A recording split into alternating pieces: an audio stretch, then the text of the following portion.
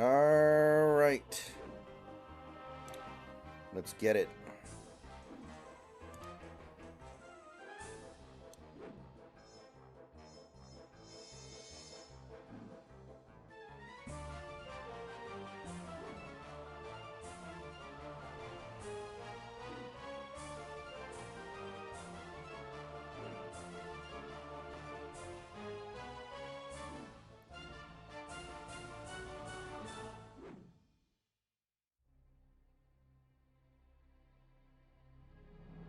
Okay.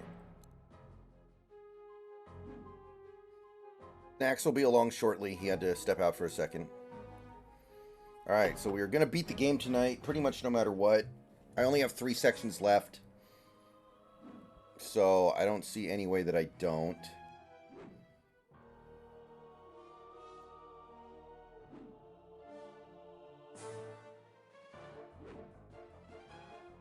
Not all of them, JS. Believe me, not all of them.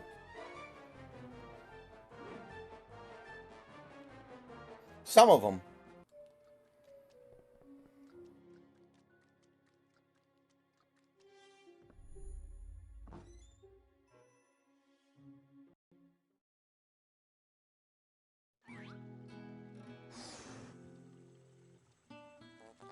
Enjoy your new art there.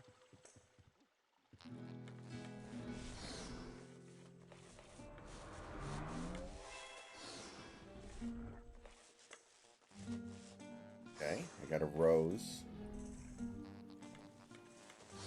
Enjoy your new art.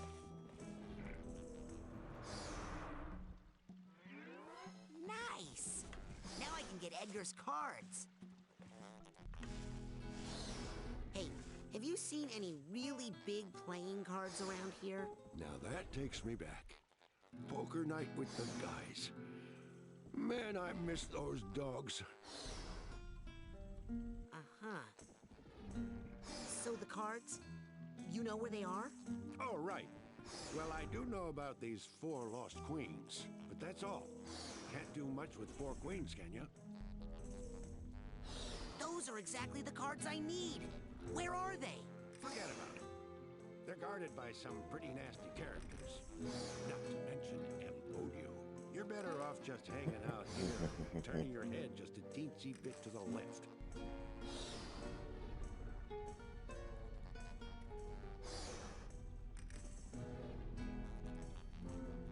Where did you say those cards were again?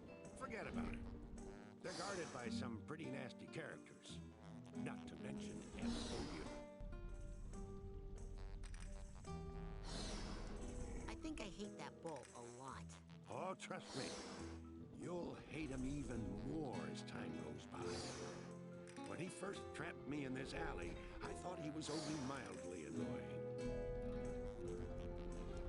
Okay. Well,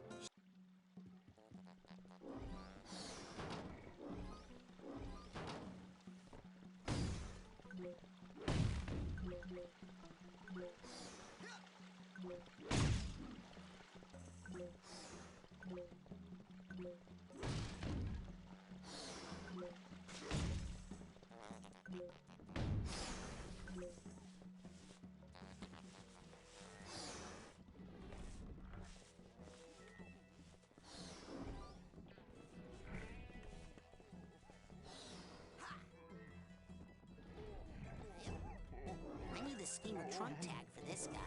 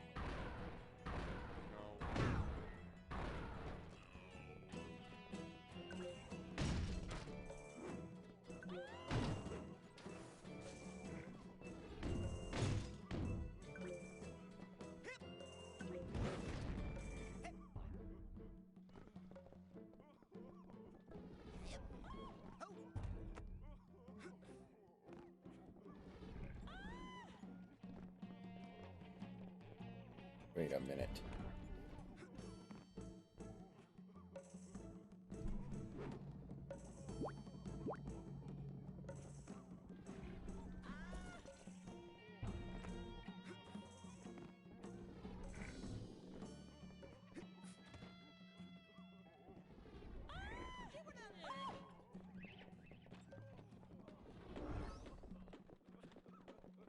Oh, I survived. I thought I was screwed.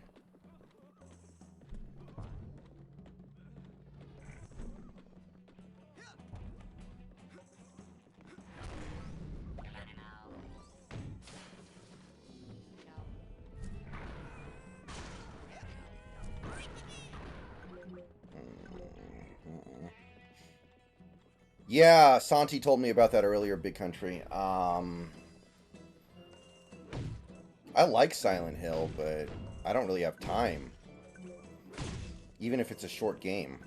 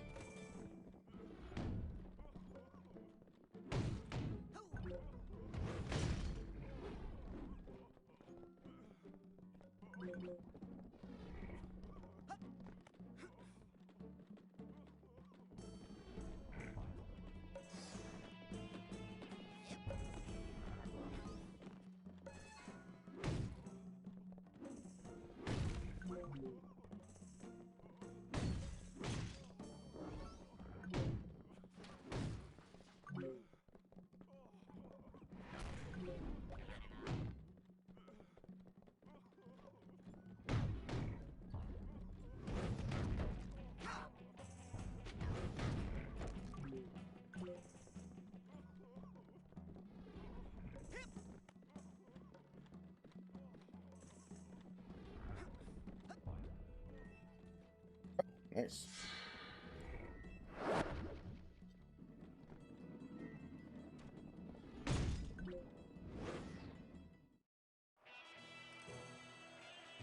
What is this, a boss? Introducing, fresh from the Thrilla in Manila, Iowa, Tiger!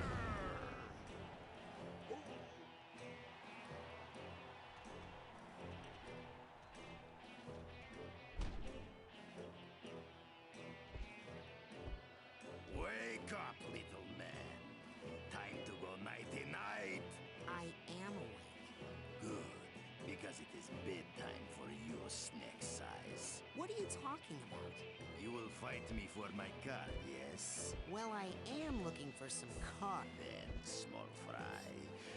All right, Then I will shut up. Because I will kill you. Okay, so that don't work.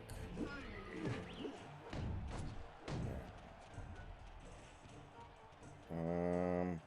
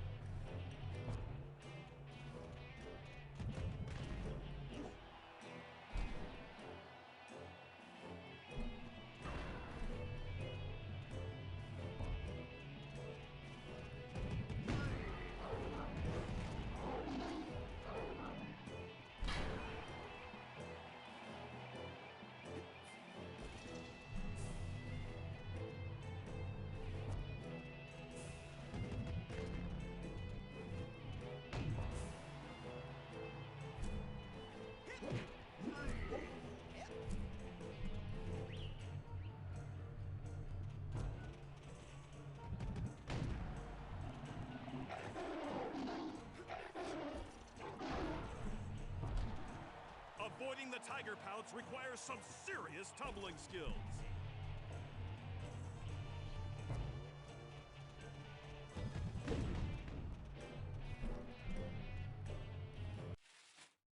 I don't think so, JS. I think we just like him a lot.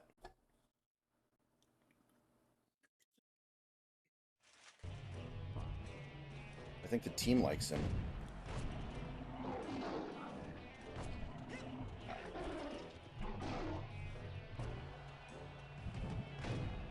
There we go. Everybody's heard about the Sleep bird. tight, kitty.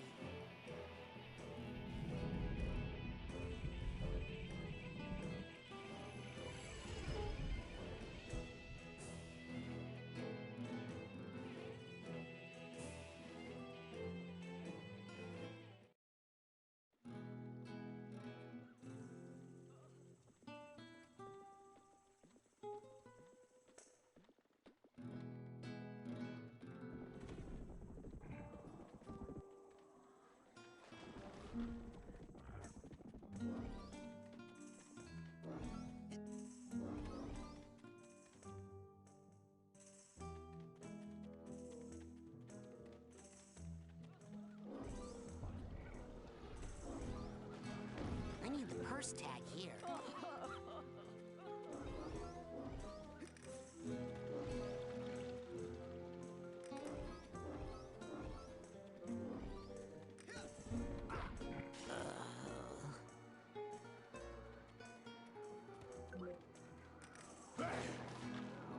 I got some cards for you, Edgar. That is exactly the card I need.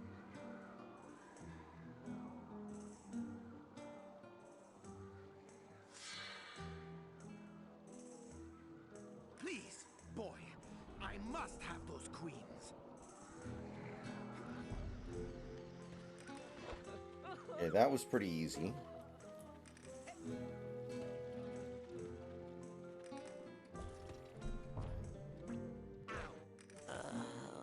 What? What knocked me out?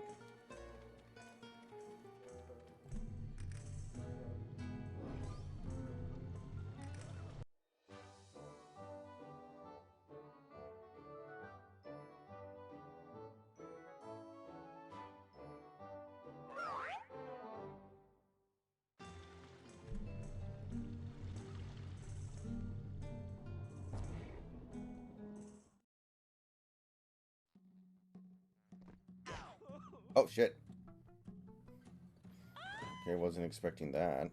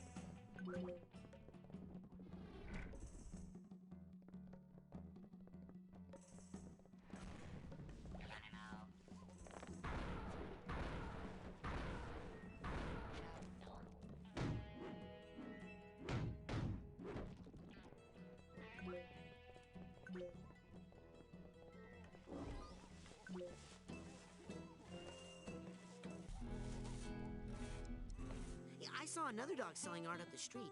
Are you guys a chain? Ah, you've met my compadres.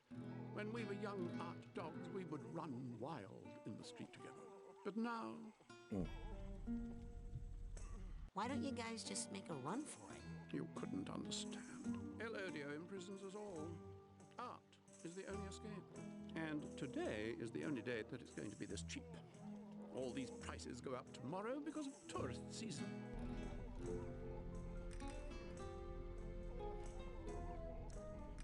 Hey, can you fight bulls? I have a ball problem.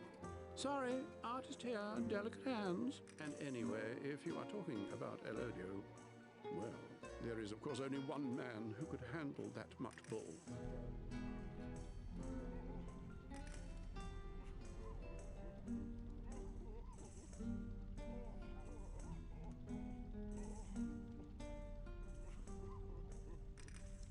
Who can? I speak of Noah, the infamous. Alas, they would never ask him. Why? No, because what happened between... Gotta Be good. Hells before swine. What? Thank God. I felt like I was being looted.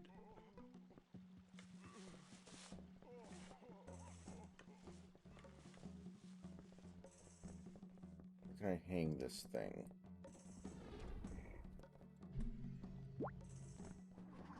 I guess I can do that for now.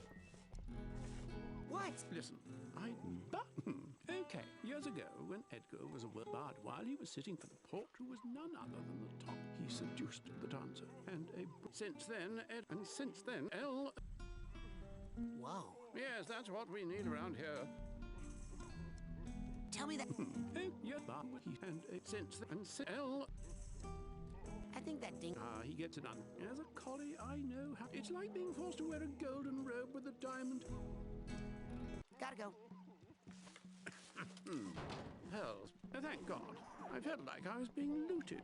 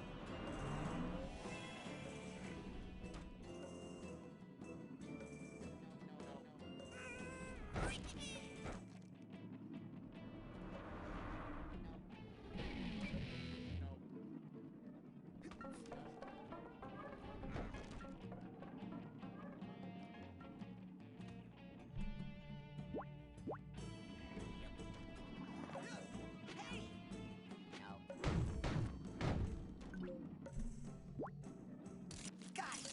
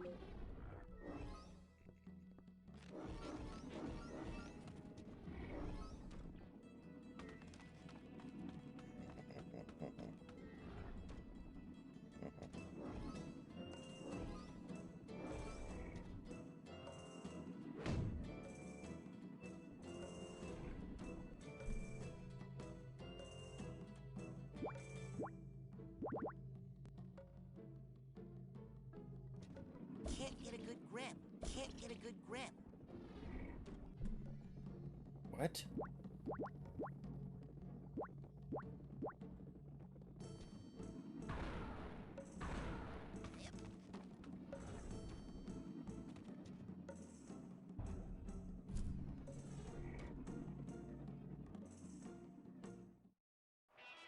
No, I'm not surprised, Macho. He took a job that's probably a little better because of Caleb.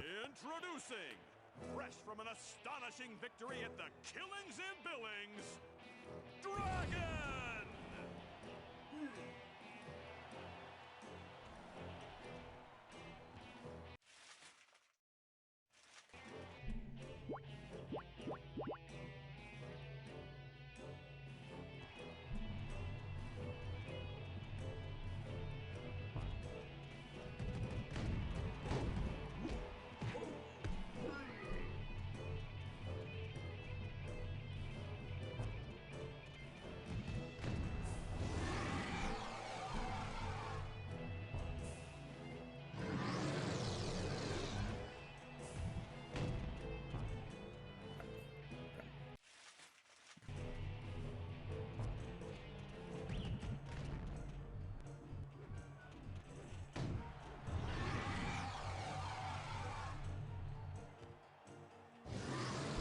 No! What? Why am I dazed?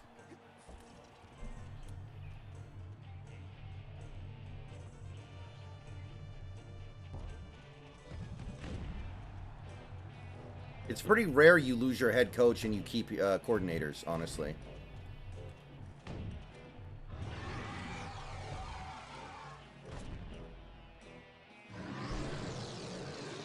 Unless that kid can fly, he'll never beat the Dragon Roar.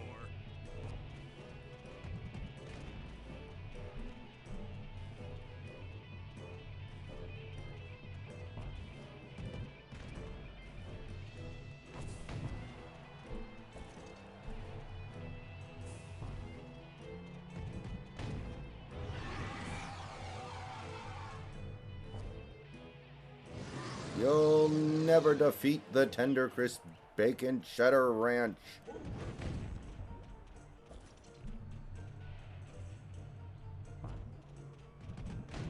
There we go.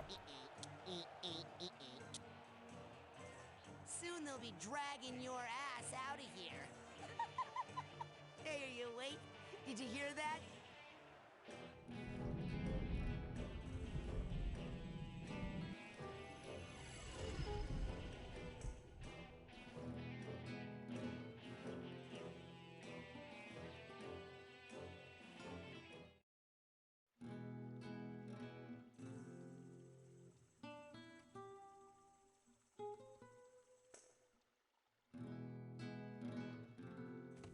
Man, I can still smell that guy.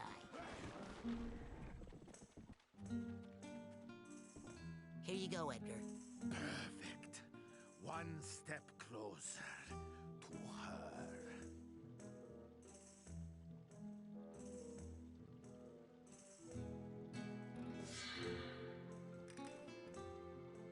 Please, boy, I must have those queens.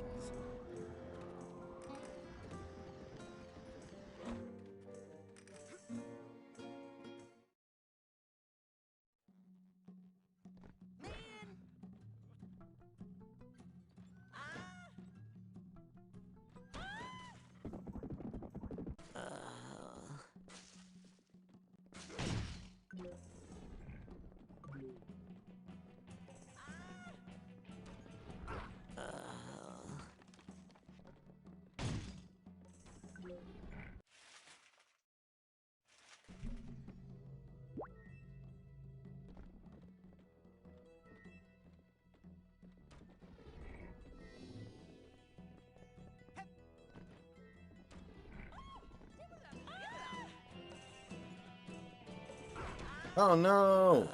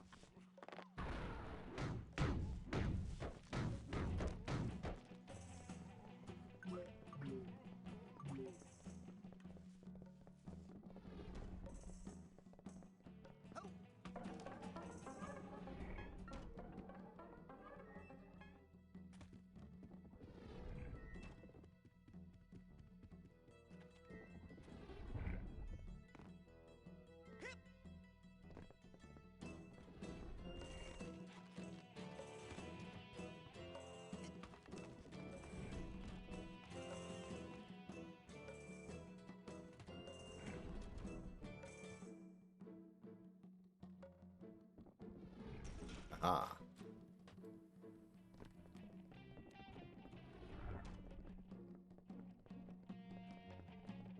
Oh, there's nothing here.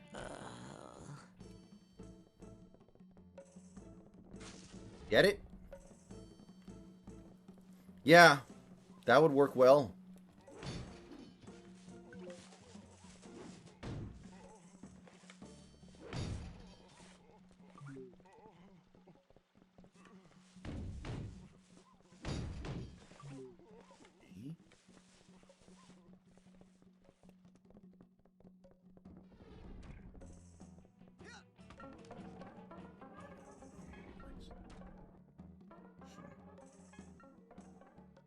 Probably Campbell, right? Campbell... Isn't Campbell younger?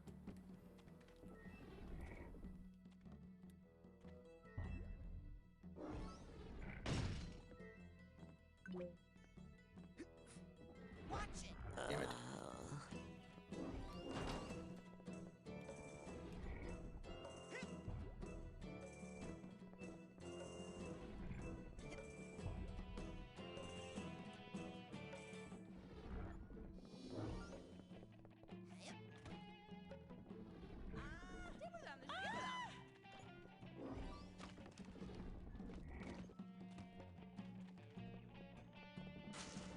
Ah.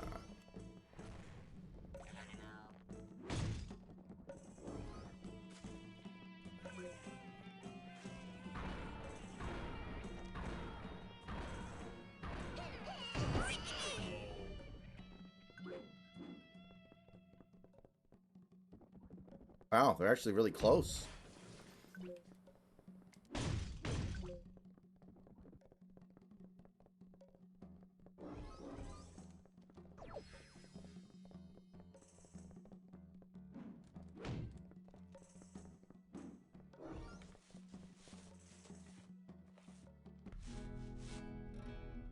Edgar Tech.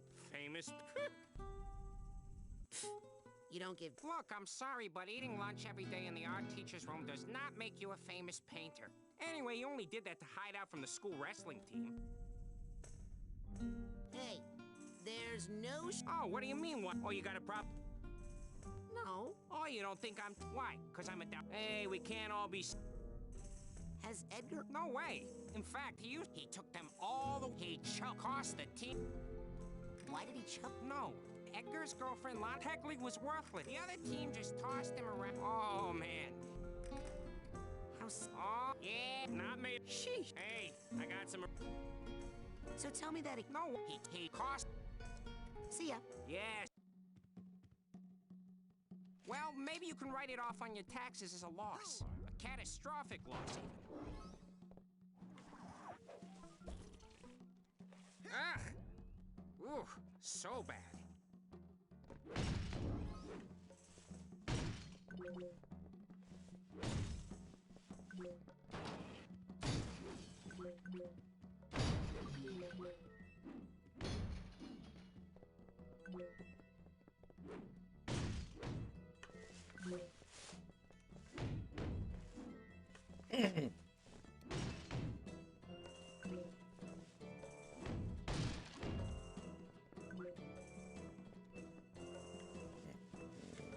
Enjoy that. Yeah. But it sounded like we wanted McDonald the whole time. It sounded like McDonald was always our guy. I know that's the way they're going to sell it now, obviously, but it's believable, isn't it?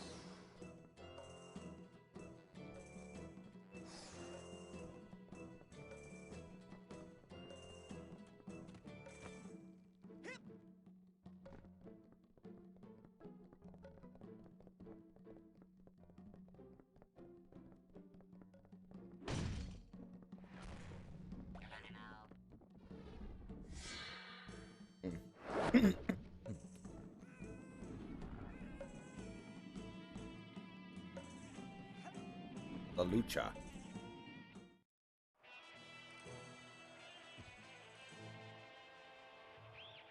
Introducing, back from a crushing victory and someone might lose a tooth in Duluth, Eagle!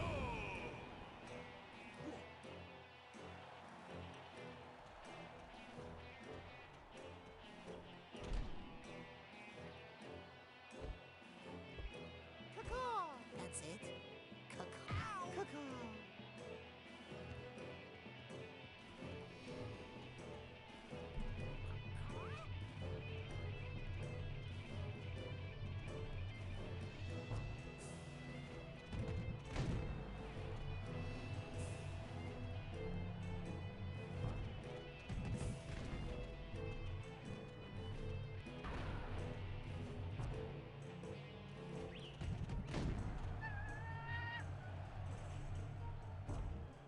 Shit. He's got a new move.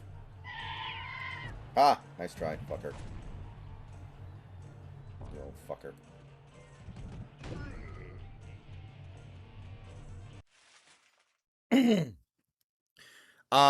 Well, he was the Eagles OC when they won the Super Bowl with Carson Wentz, so it'd be kind of like that. Presumably.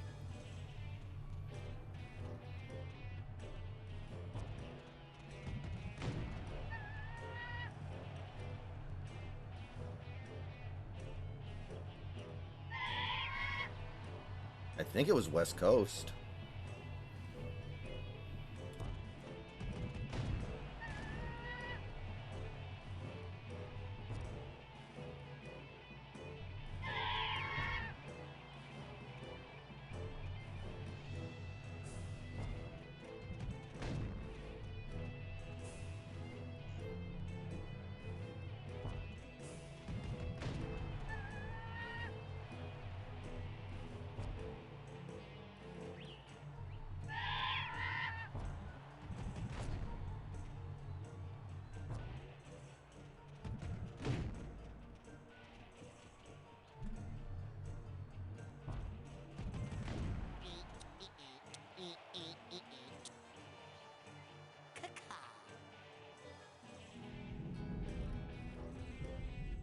Man, what the hell is up in Milwaukee? They might lose. They're gonna beat Dame in homecoming. Oh my lord. Baga Kang.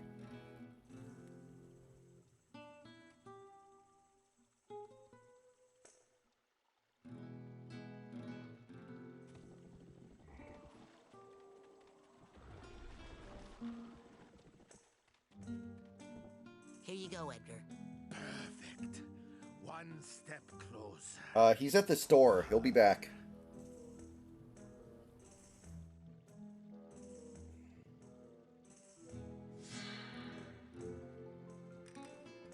Please, boy, I must have those queens.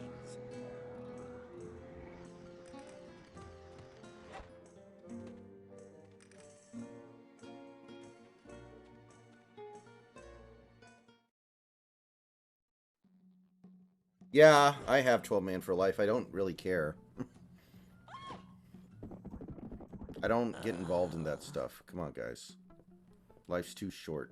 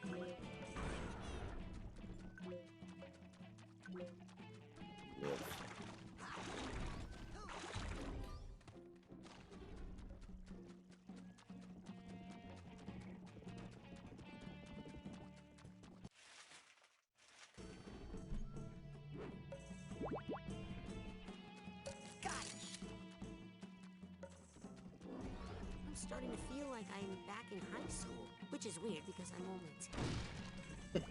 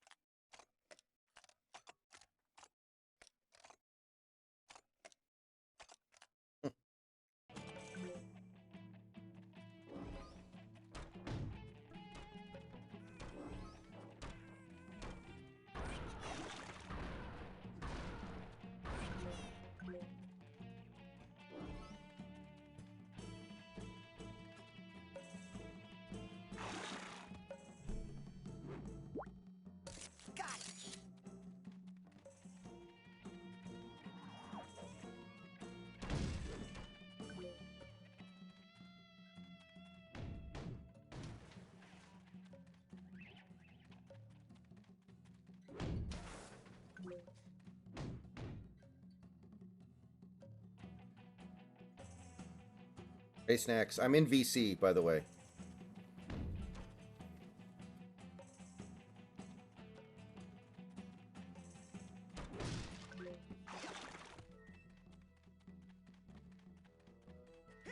You can join whenever.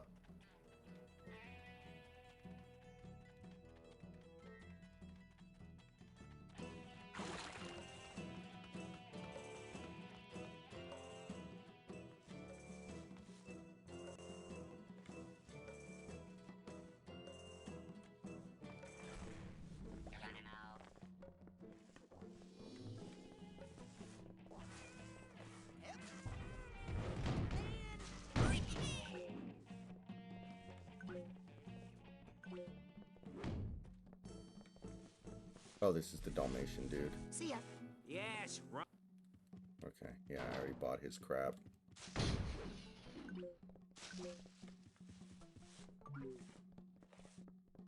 I don't remember that hole in the ground, though. Don't think so.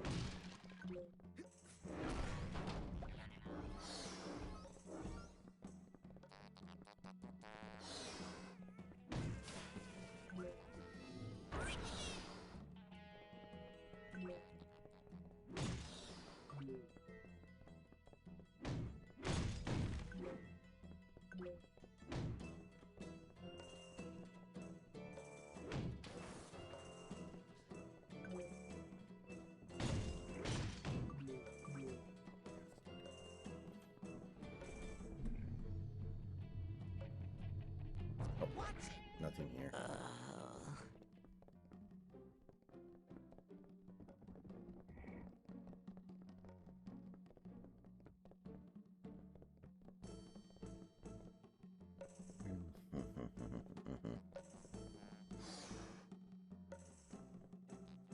Man, Portland. What is going on, Milwaukee? It's about to get melty in Milwaukee.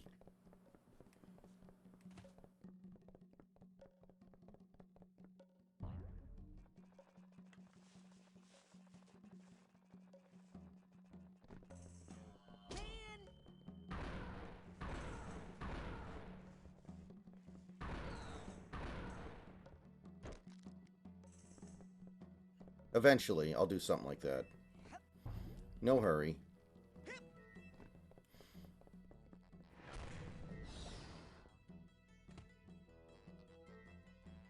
Alright, let's see what this does. Wow. Ooh.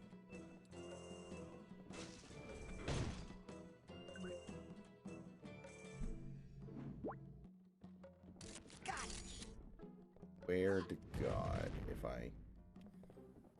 Yeah, Draymond's alright. I'm not really anti-Draymond. But it's up to McDonald what he wants to do with him, I guess.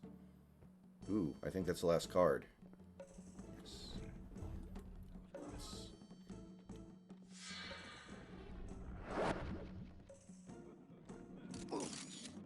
Snap out of it. That doesn't help. You look pretty jumpy. I'm supposed to paint an ad for the big fight between Dingo the Matador and the town bulls. Only the bull's on a rampage right through where the painting needs to Oh, go. Dingo the Matador. I need to talk to him. His apartment's right upstairs. While you're there, maybe you can convince him to take care of the bull.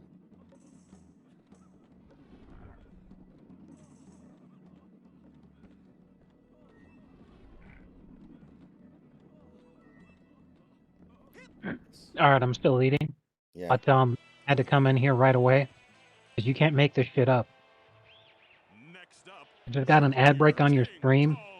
It's a Lillard Gatorade commercial, and literally Lillard's like, every year thousands of athletes disappear in clutch moments because of dehydration. Don't let that happen to you. Drink a Gatorade.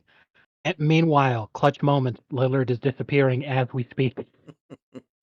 That's pretty good. Oh, he just hit a 3. They're only down by 6. Uh-oh. Maybe everything will be okay. Oh, I guess he drank his Gatorade. Exactly. All right, I'll go back to eating, but I had to share that with you immediately. Okay.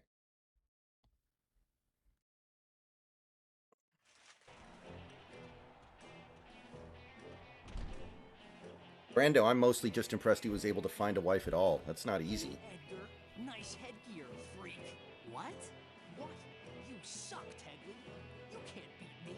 Coach says. Well, finding the wife isn't hard. Keeping the wife is hard. Especially if you have a lot of money. That's true. Hey, I'm not Edgar. Yeah? You're gonna wish you're not Edgar when I'm through. Look, I am not Edgar Tegley. My name's Raz. I'm a psychonaut. You're an idiot, Smedley.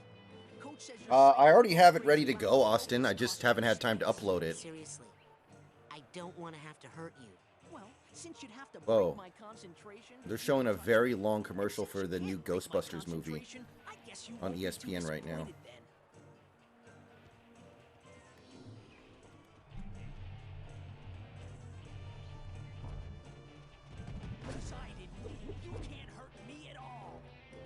I mean, Big Country's joking, but Mormons are way happier than we are on average.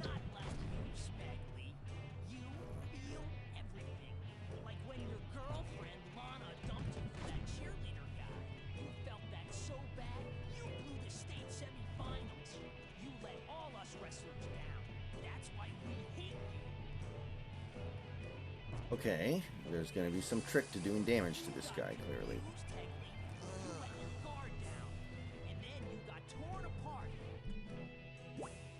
What could it be? Pyrokinesis?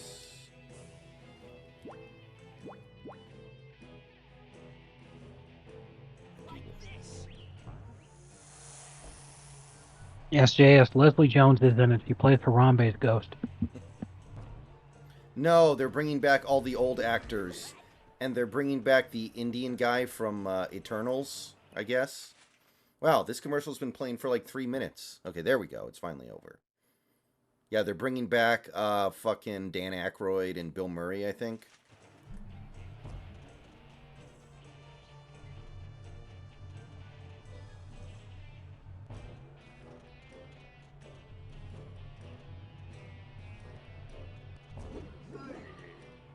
Why can't I use any of my moves?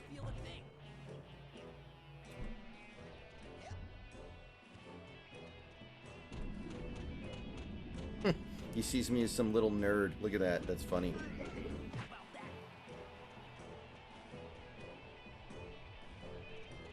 I can't make him catch on fire. What are my other options here?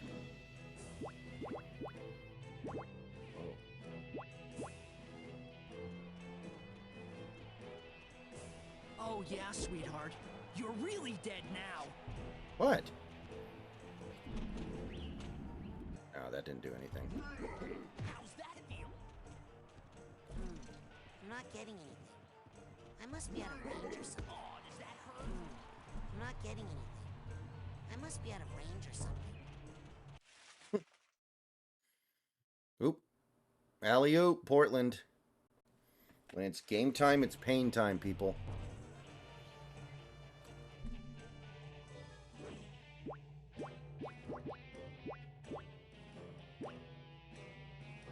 You know what would be really funny is if Lillard had an excellent game here, and then it turns out that Lillard's just only good when he's playing in Portland's arena.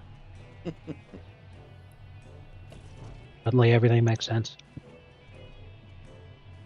Okay, how do I do damage to this guy? I don't get it. I'm not getting anything. I must be out of range or something. My head will never get all clouded up and confused like yours. Wait. Is there a way for me to, like, brainwash him? Someone who'd appreciate it. How about that?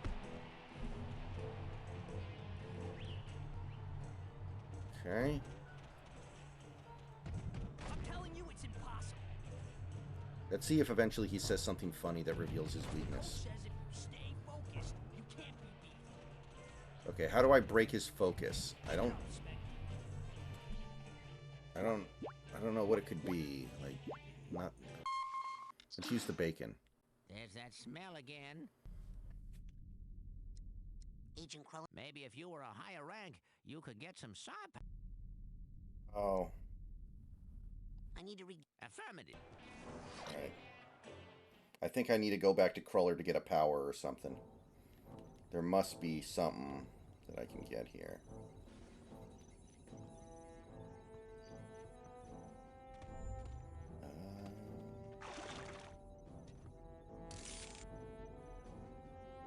So how was your day, Snacks? It's alright. Still eating.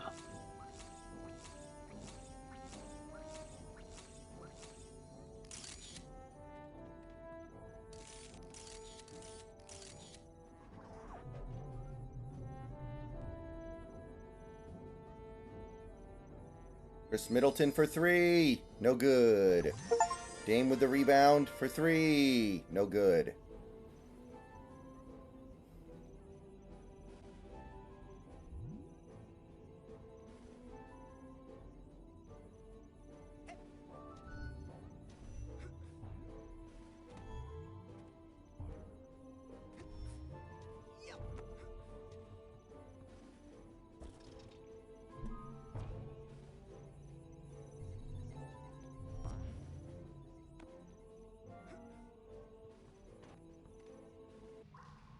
Where would you like me to take you, Agent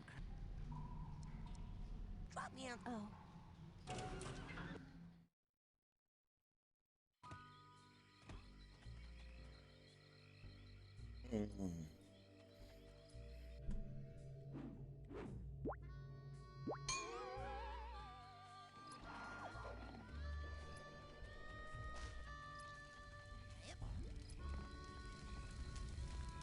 I mean, they probably will. Their record was really good with Archie Big Country.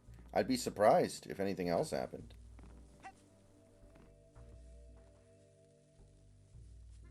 Hey, Take a...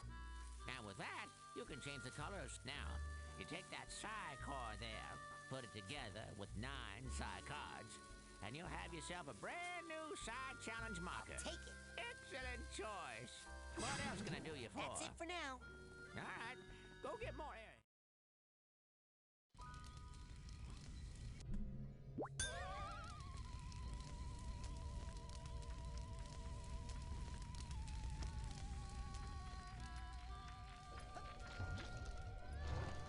Watch it.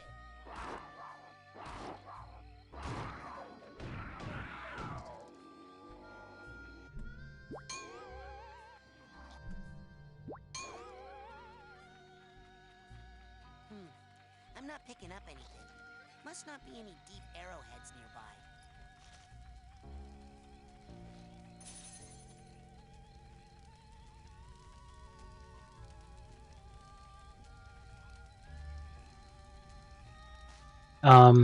In your list of powers, Mhm. do you have confusion? No, that's what I'm trying to get now. I don't know how to get it. So I'm guessing I gotta level up or something. The ability is learned by Rasputin in Black Velvetopia, given to him by the famous matador Dingo in Flagrante as a reward for Ah. getting his advertisement mural painted. Okay. Raz needs to collect confusion grenades in order to use this ability unless he has infinite ammunition upgrade acquired at level 95. Okay. I think I'm gonna need arrowheads, so I'm trying to dig some up here real quick. I am still eating, but I remembered that yesterday I forgot to tell you something. Do you remember the Milkman level when you got dragged down to hell? Yeah. What that was is a reference to early on in development, and part of it still remains in the game. Mhm. But in Mila, the Brazilian Sasha's lady, Yeah. in her mind, there's a corner of her mind you can travel to that she keeps her nightmares and her bad memories inside. Mhm. And when you get in there, you know, you see this horrible, tragic backstory that Mila has, but she keeps it hidden and projects, happiness and positivity outward to mask it. Mhm. Early on in development, it was supposed to be a part of the story, like a side quest missions, where Mila's nightmares that she kept bottled up inside, as a reference to it's not okay to bottle things up inside, and you have to confront tragic memories in order to be truly mentally healthy, and blah blah blah. Her nightmares were going to escape through Rasputin's interference in that level. Mhm. So throughout the game, those nightmares would manifest themselves, and you would have boss fights like that in those locations. They decided to go against doing that, and they kept it in the game only in the Milkman level. The reasoning being that Boyd is a particularly troubled individual, so he still suffers from these kinds of angry and aggressive delusions. But it's still a holdover from that aspect of early development.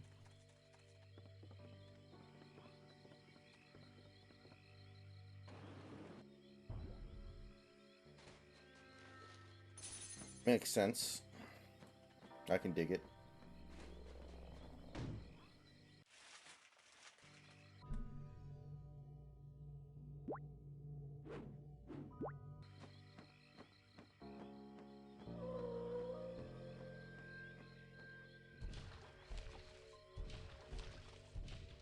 What's up, Linda? Prepare yourself for passage, human child.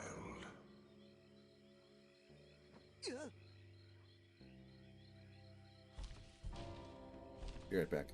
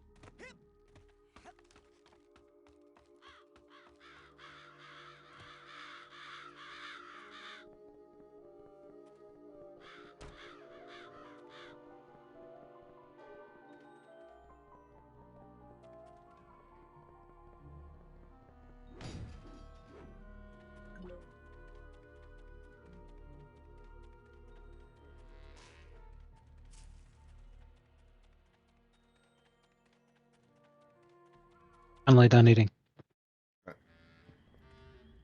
Sorry, I saw it was a deal. I couldn't believe it, and I certainly couldn't deny it.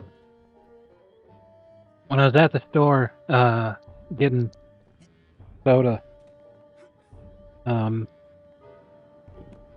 saw a full rack of St. Louis style baby back ribs in the deli at the store for $13. I was like, that, my God. Extended warranty. How could I lose? No, they're actually really good. Next up, Junior King Kong. I mean, that's a hell of a deal. You know, for less than $1 a rib these days, you'd be expecting it to taste like fucking ass piss or some shit, you know? Really good.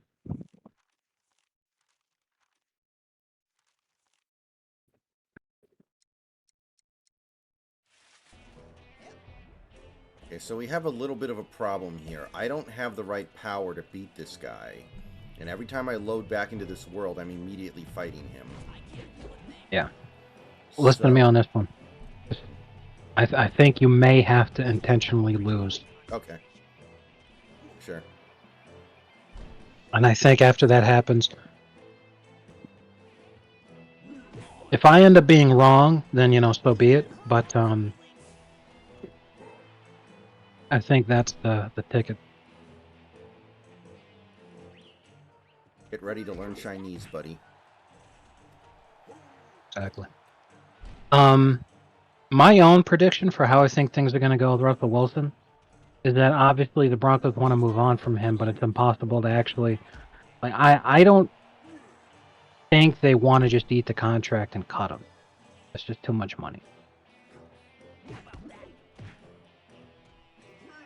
So I think what they're gonna do is they're gonna bench him. And be trying to move in a different direction. The guy that they'll have starting over him will get hurt, and they'll just be forced to run with Russ, and Russ will ball out. However, it won't actually make them win. He'll just look really good, which will actually save the Broncos because then his trade value will actually be decent enough that some dipshit franchise will take a flyer on him. Then they'll trade him right before the deadline. That's what I personally think is going to happen. Would be funny. It's certainly So where he ends up, you just need to ask, who's the stupid enough franchise to fucking do that? And the answer becomes extremely clear. Miami.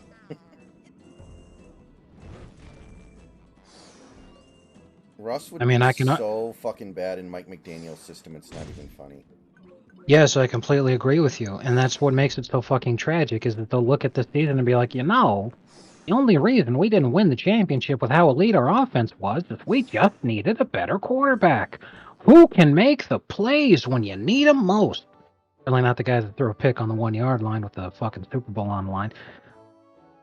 Let's try it anyway.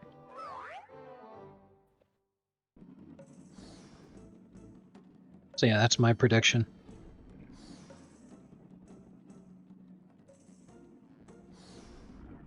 Go to the Dolphins for our entire future as a franchise, and we'll be relegated to poverty for another decade.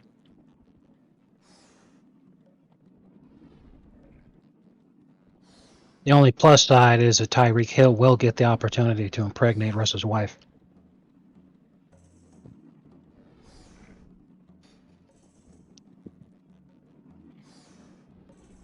Which is, a mutually beneficial deal, because Russ is always looking for another man to fuck his wife, and Tyreek is always looking for another woman to knock up. Yeah, pretty much.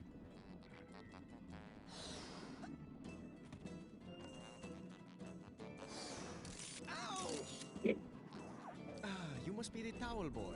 You want an autograph? I don't just have Excellent. So I was right. And now you get the opportunity to take me.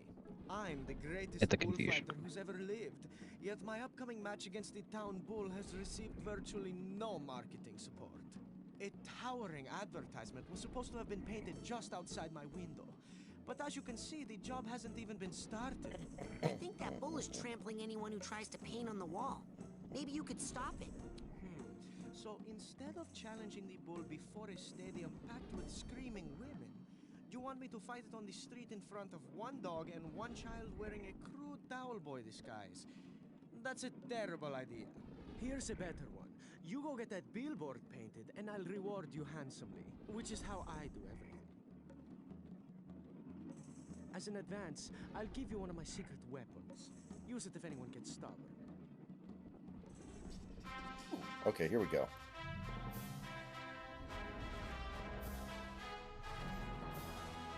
So now I can go beat that guy, but while I'm here, I guess I should help the bullfighter out. I'm guessing I have to do it to beat the level. Yes.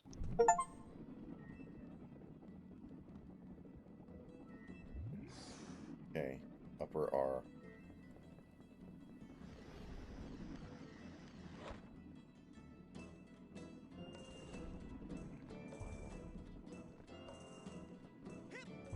He was a YouTube to MP3 downloader boy. She was a Spotify premium girl.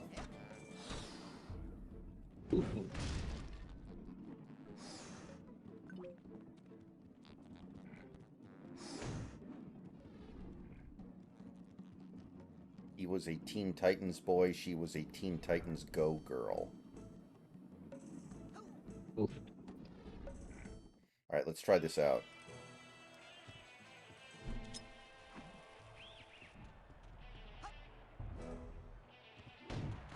Yes. I can't feel a thing.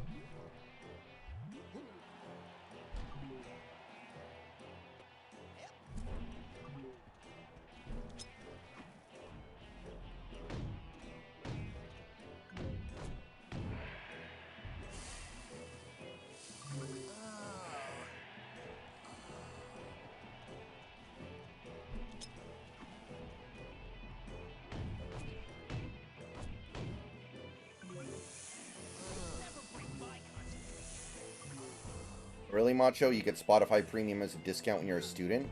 What kind of sense does that make?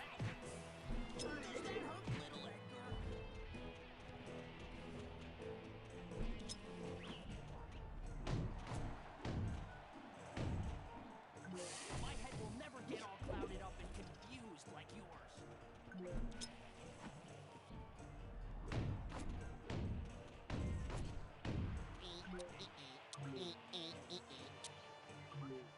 I beat you just like I did in high school, loser. Wait, who am I?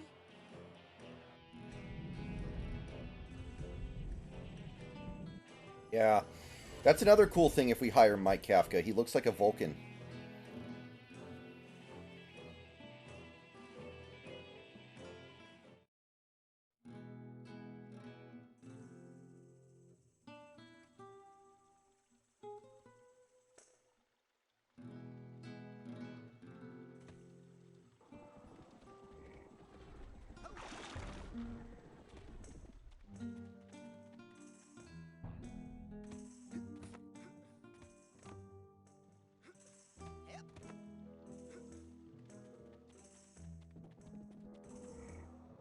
Here you go, Edgar.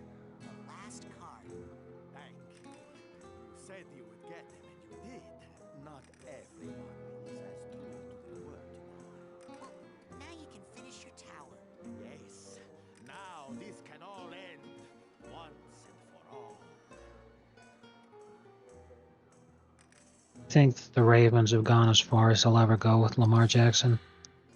Unless Because he starts, right on the cusp of the Super Bowl. Right. unless he starts pooping more. Right up there now, Edgar. Edgar? Well, I mean, he actively shat himself and fell apart. So I think the pooping days are over.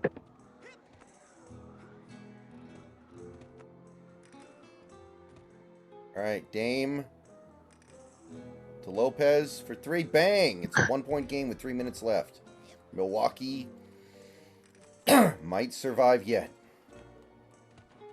Milwaukee. This would be an absolute Portland moment to, like, completely choke this.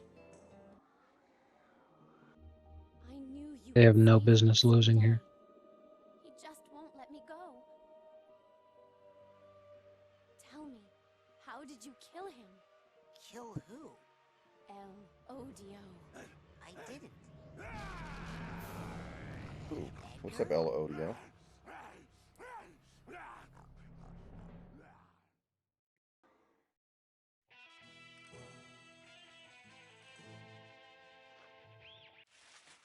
What number is Scoot wear? What number does Scoot wear, people? Oh, nice shot. Okay, 3-point lead. 2:20 left. Oh, he's double zeros? Okay. So I don't think he's on the court right now. Yeah, I don't see him. Middleton. Odio is I hate. L L doesn't just mean the, it also means he. So it could mean the one that I hate. Mm-hmm. But El Oh, Odio could alley-oop. also just Oh, he didn't get it in. Rebound.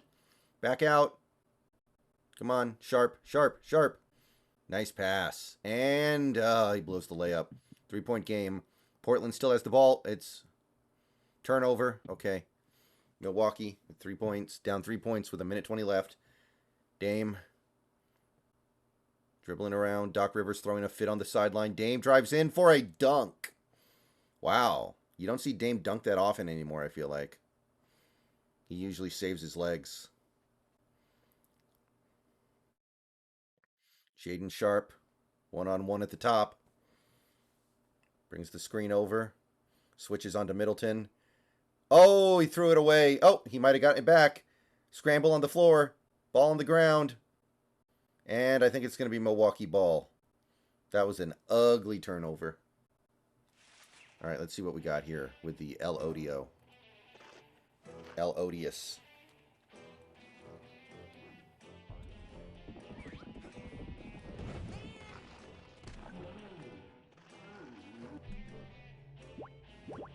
Well, anyway, to finish the naming,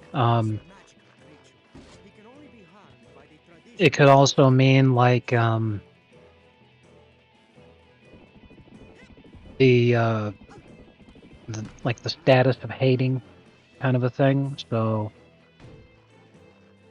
I think his name, when translated best, would be like hatred.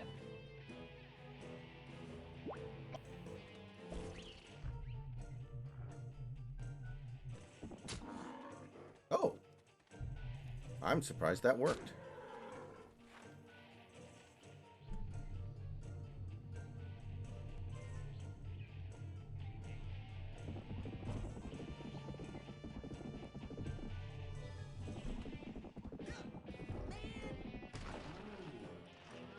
A lot of people, their knowledge of bullfights and the Matador and everything is just the guy, you know, he twirls the red cape and then Olay, and then the bull runs past him.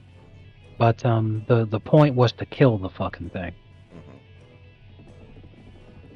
So he would do that to tire it out, and then once it was good and tired, he'd start fucking chucking spears at it.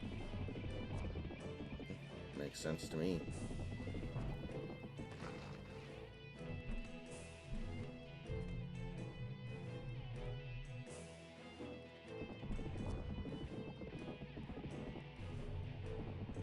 You remember when rodeo clowns used to wear masks of, like, U.S. presidents and stuff?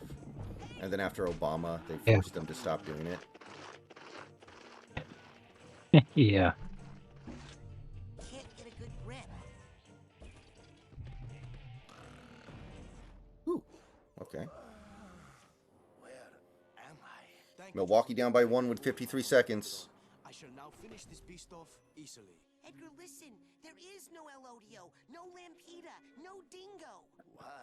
You can't let the junior varsity pep squad ruin your life. Giannis with the ball. Yeah, we were full on varsity. Dame for 3. It's off. Rebound Portland.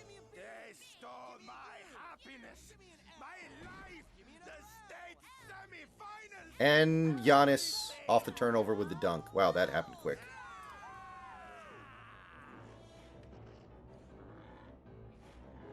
Okay, Portland, what can you do? No, wait! Edgar! Ha ha ha. He never learns. Oh no. Ooh, floater is good. 18 seconds left, Portland by 1. They're called banderillas. I gotta get those out of there and protect Edgar. If something happens to him while I'm in his mind, I'll get the Diamonds with the floater.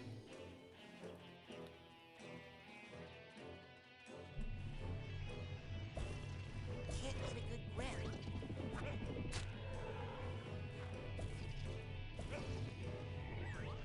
How do I get those fucking things? Can't get a good grip.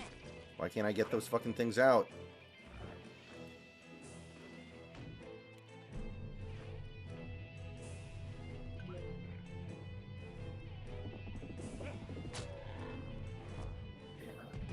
I think we all know what's going to happen here. The Bucks are just going to dribble it out for the final shot. They're going to get it to Lillard, who actually hits. That would be the Classic right game time. I mean, in Portland, Yeah. that seems appropriate. And what's going to be really crazy is that the crowd will cheer because the Blazers want to lose. Plus, it's you know, one more opportunity to cheer Lillard game winner. So Hey, wait a minute. Maybe I... but of course, the truly hilarious thing that could happen would be if Lillard just fucking bricked it. Mm-hmm. I am the mighty Elodio. I have all the power of the bull. And all the weaknesses, I'll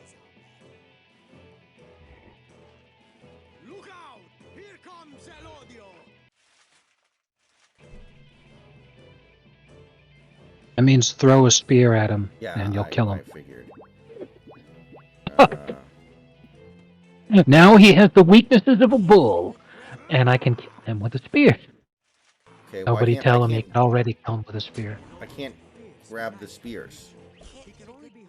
I can't grab the spear I with was- the bull. Oh!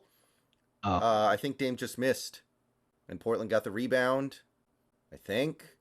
So they have a chance to start icing this game at the line. I guess Portland gets No, one it more. wasn't. It wasn't Dame. I truly have no idea why the fuck they did this, especially given how the game had been going over the last several minutes. But the shot they wanted was Brooke Lopez taking the three. Okay, yeah, I just saw it. Dame had no shot. Dame had the ball and was going to shoot it, but he didn't have the shot. That's understandable. And that's fine, but I mean, it's not like Brooke Lopez can't hit a three, because I mean, he hit a three a few minutes ago. So, you know, that's fine and everything. But still, he's not even the third best 3-point shooter on the fucking team. Why is he taking the shot? Can't get a good grip.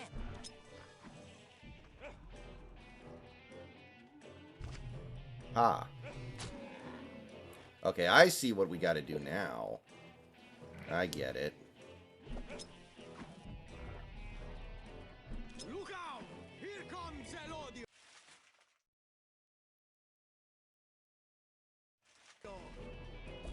You know what really bothers me though?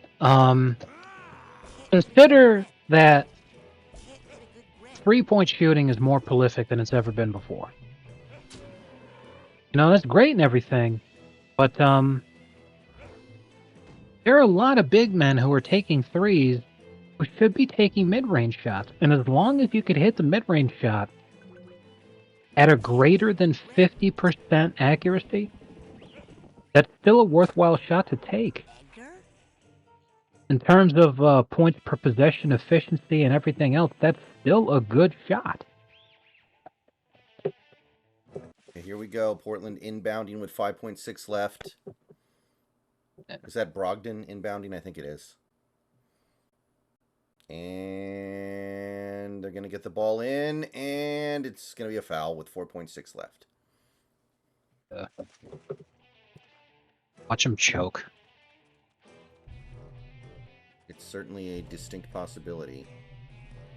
However, the Bucks don't have any more timeouts. Yeah. So they got to move.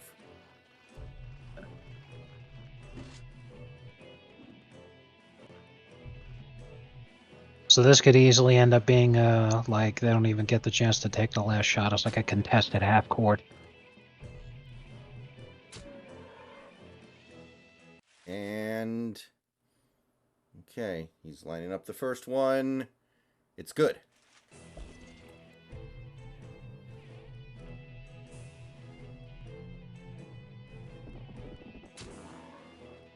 He should chuck this off the backboard like Shaq.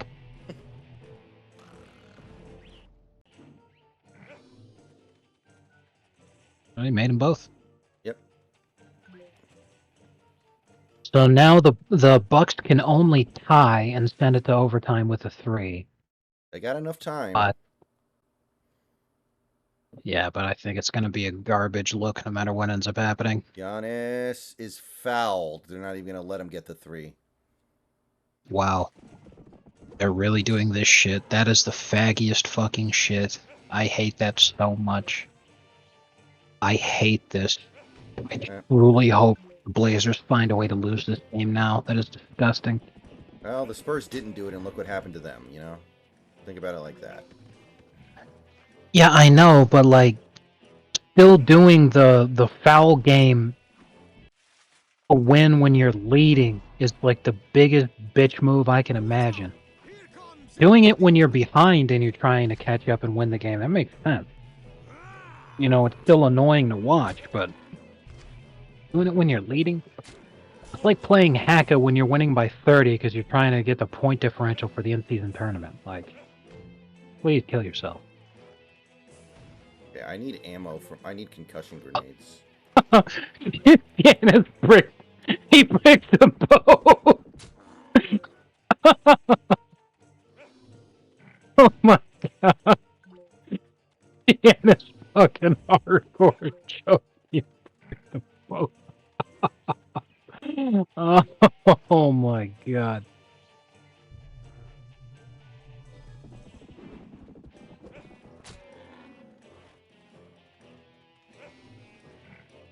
Oh, oops.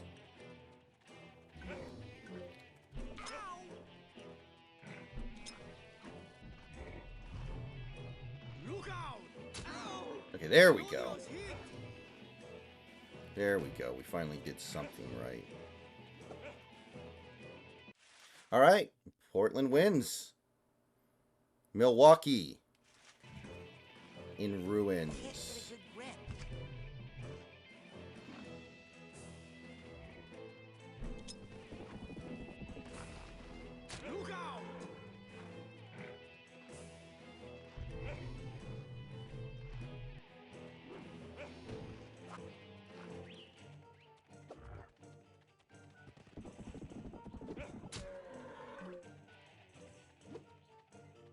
Yeah, this is exactly what we knew was going to happen. Like, Doc got hired so that he could take the shit.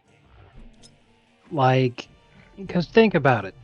There's a million different reasons why the Bucks lost this game. Giannis can't shoot free throws to save his fucking life. This game is awful. Lillard's a terrible fit with the team. There's a ton of different reasons why the Bucks lost this game. But all anyone's going to talk about is Doc Rivers is a fucking fraud piece of shit, and we all knew this was going to happen, and Doc Rivers sucks. That's all anyone's going to talk about. So, like, that's why he got hired.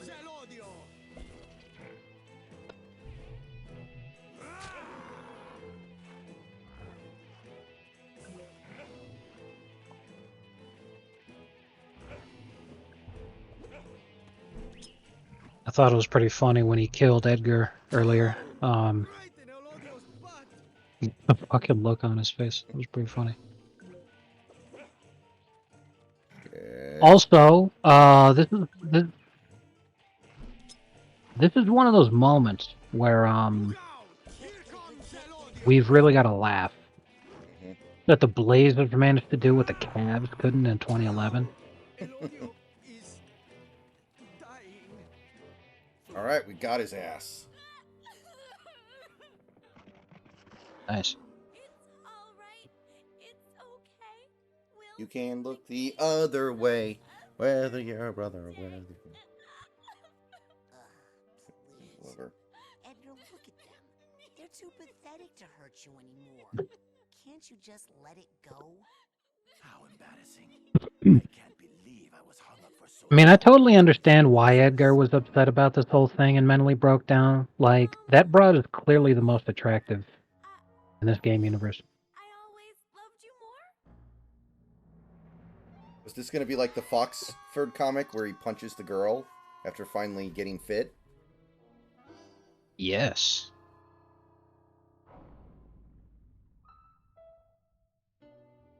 No, I thought he was going to slug her. This is Doc's second game? I think so, Big Country. Signed, Edgar. All right, we beat Black Velvetopia. Deliver this to my Patronmas. You may also hand him my farewell, for I am checking myself out of here. You have unchained my mind, young friend.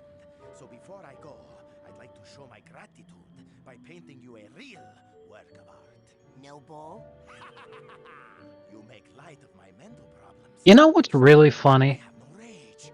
Amazing. Like, really, really funny. What? People should have known that Doc was a sack of shit fraud, even back in his Magic days. Because even though it was his first tenure as a head coach, he's basically the guy who started the meme of T-Mac couldn't make it past the first round because he somehow managed to find a way to consistently get ass raped with fucking prime T-Mac and Grant Hill on the team. Thought he was going to get Tim Duncan too. He thought the players were going to be able to do all the work for him. Actually, that's a great fucking point because Tim Duncan was supposed to leave the Spurs and join the Magic and become a super team. That's why T-Mac left Toronto, because he was under the impression that they were going to form a super team in Orlando. Right. The reason that didn't happen is because Tim looked at Doc Rivers and was like, I don't think so. that timeline where he goes to Orlando, where Tim Duncan goes to Orlando and never sniffs another finals again because he tried to hitch himself to T-Mac and Grant Hill, two of the most injury-prone players of the OOs. Yeah. It's cursed, man, I tell you. That one fucking decision of Tim Duncan disrespecting Doc Rivers as the head coach literally wrote the legacy of so many different people in the NBA for the next fucking 20 years. It's wild.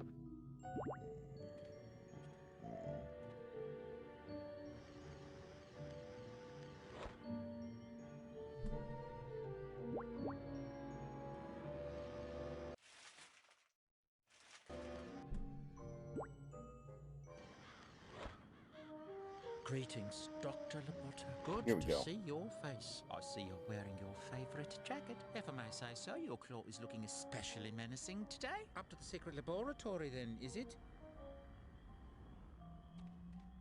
Okay, we've gotten to the second level of the asylum. Less work for me. Inmate Whitehead. Chief Orderly Bonaparte. You're Armed.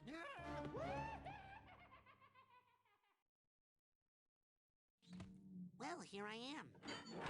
Up in the tower of an abandoned insane asylum. Wearing a straitjacket, talking to myself. What do you think you would have done if you were in, like, elementary school or high school and your classmates found your mom's OnlyFans? I'd better start hiking. I could not even imagine. Because listening to what these kids talk about in terms of the experience, they get bullied by constantly being shown the pictures and videos of their mom's OnlyFans. Like, that's as heinous as it gets. The confusion grenade spell is certainly useful. Yeah. There's no doubt about it. But keep in mind that as you need to pick up more ammunition for it, drops give you that ammunition instead of health drops. So if you need health, you gotta make sure that you're full up on fucking confusion ammo. Okay.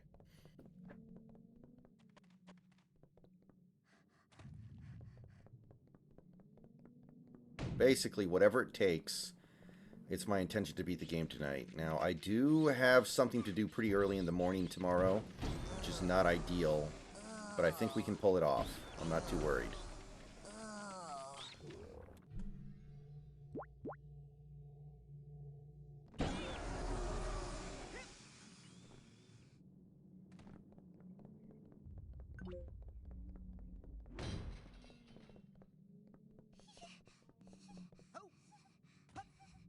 Like T-Mac in 2001, that was Doc Rivers' second season of coaching.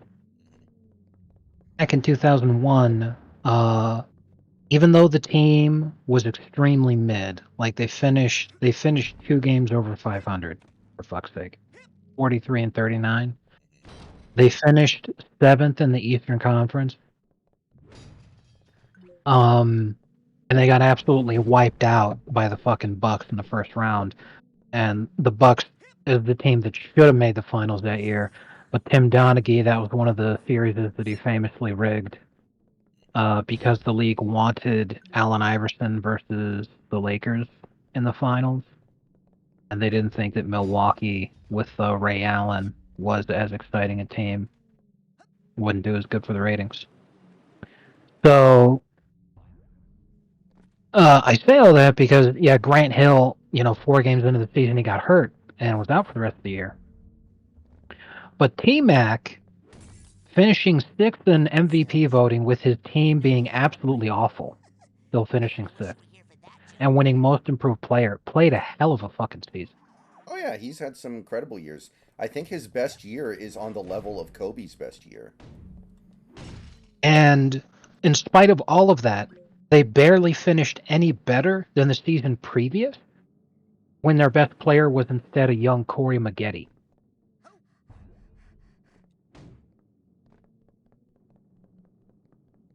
That's Doc Rivers being an awful fucking coach.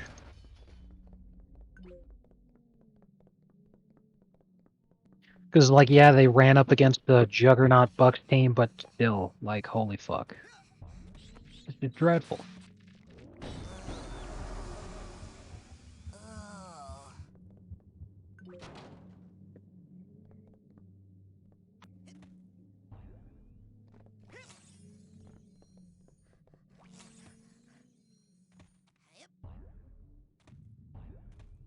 At Team Mac got even better, finished 4th in MVP voting, including 7 first-place votes.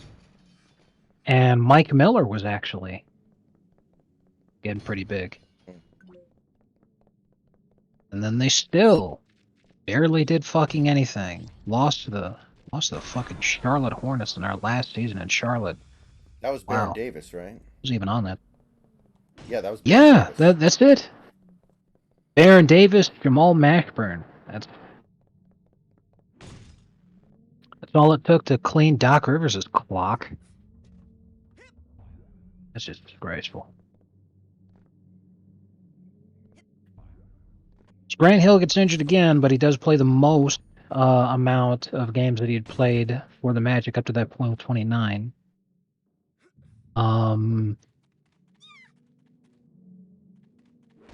Pick up Horace Grant in the offseason, but then he gets hurt. He only played 5 games. This is a big mistake. They traded Mike Miller to the Grizzlies for Drew Gooden and Gordon Gierachek. I don't even know who the fuck that second guy is.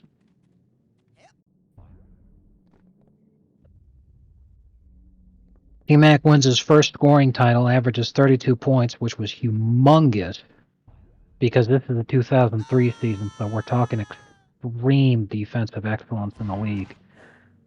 Posting 32 points a game is fucking outrageous. It's like half the points that the team scores every night.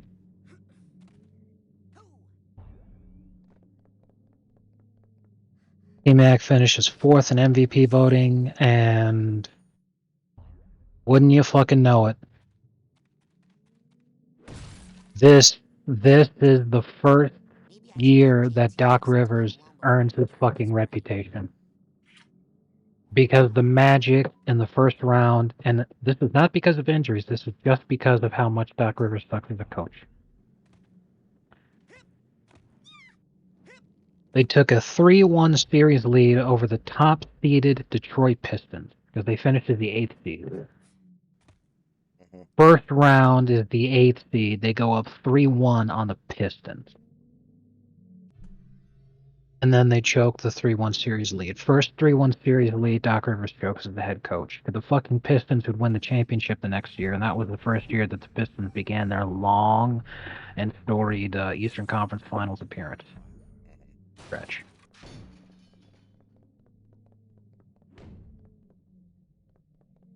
So, like, Grant Hill's hurt, Horace Grant is hurt. You traded Mike Miller for fucking Drew Gooden. Literally, T-Mac is scoring half your points. You go up 3-1 and then you lose. A fucking team like that?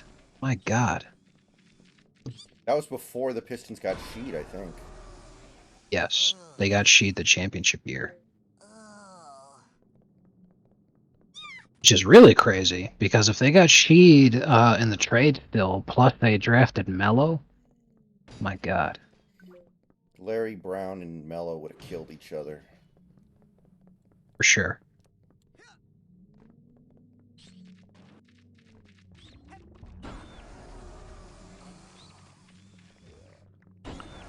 Actually, they probably would have drafted Wade, considering positions. Because they already had Tayshaun Prince. I don't know if they had Rip Hamilton yet. Let me check. I think they traded Jerry Stackhouse for Rip Hamilton. I feel old as fuck discussing these people who retired like 10 years ago.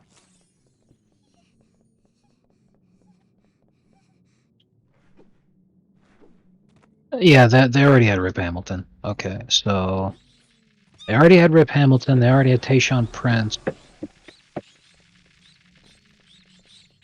Yeah, when you think about it, nobody really fits into that team in terms of like replacing anybody because they were all pretty fucking key.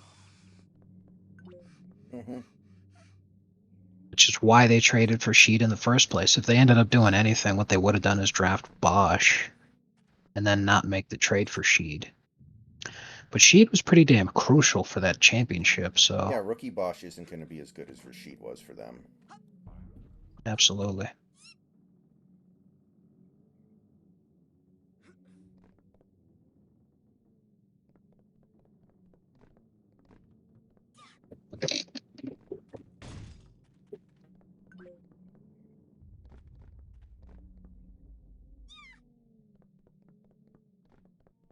In September of 2002, the Wizards traded Rip Hamilton to the Detroit Pistons, along with Bobby Simmons and Hubert Davis, in exchange for Ratko Varda, Brian Cardinal, and all-star scorer Jerry Stackhouse.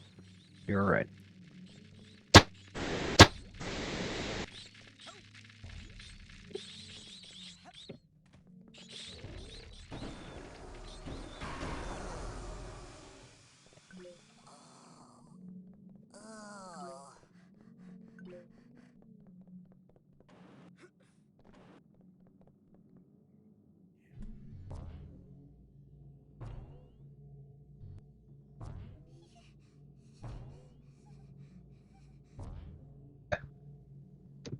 Doc Rivers sucks.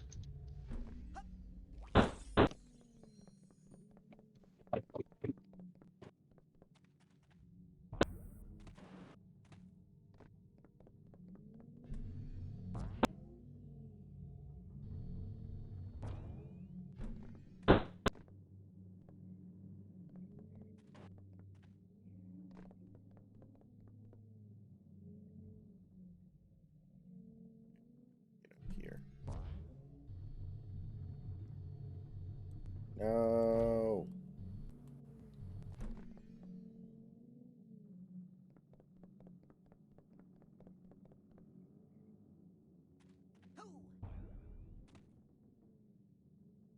So this feels like a level you don't really have an objective, you're just trying to get through it, which is very different from most of the rest of this game.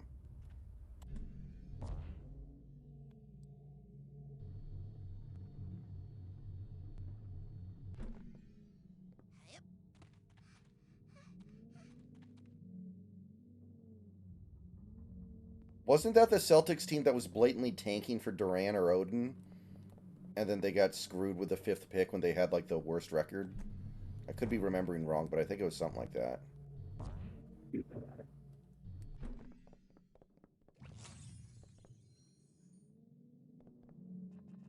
Celtics finished 24-58, the second worst in franchise history, after the 15-67 record in 1996-1997, which I think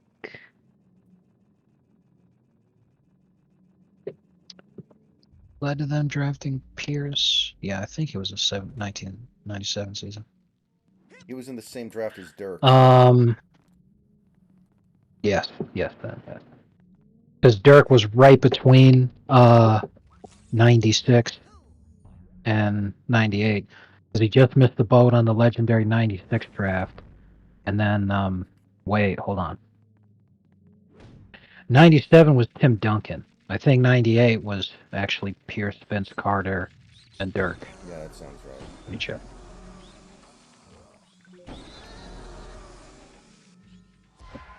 Because Tim wasn't the only good player taking that draft, but yeah, let's see here. 1907 was Tim Duncan first overall. And other very good players taken in that draft: Keith Van Horn, Chauncey Billups, Tracy McGrady. God Shammgod was in this draft. Lamau. Yeah, lots of talent. And then 98 was Vince, Dirk, Paul Pierce, Anton Jameson, Mike Bibby, Rafe LaFrance, Larry Hughes, Ricky Davis, hey, Ty Lue, Al Harrington, Richard. And Richard Lewis was a second round pick. That's crazy. Yeah. Nazi Muhammad, I remember him. Yeah, me too. There were a lot of really good undrafted players that year too. Earl Boykins, Brad Miller. A lot of European guys whose names I can't pronounce.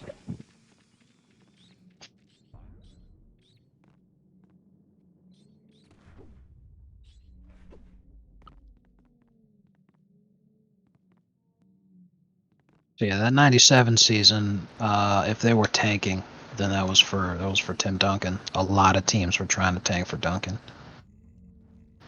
Yeah, the Celtics lost 34 of their last 38 games in 1997 to finish with the worst record in the franchise history, 15 wins.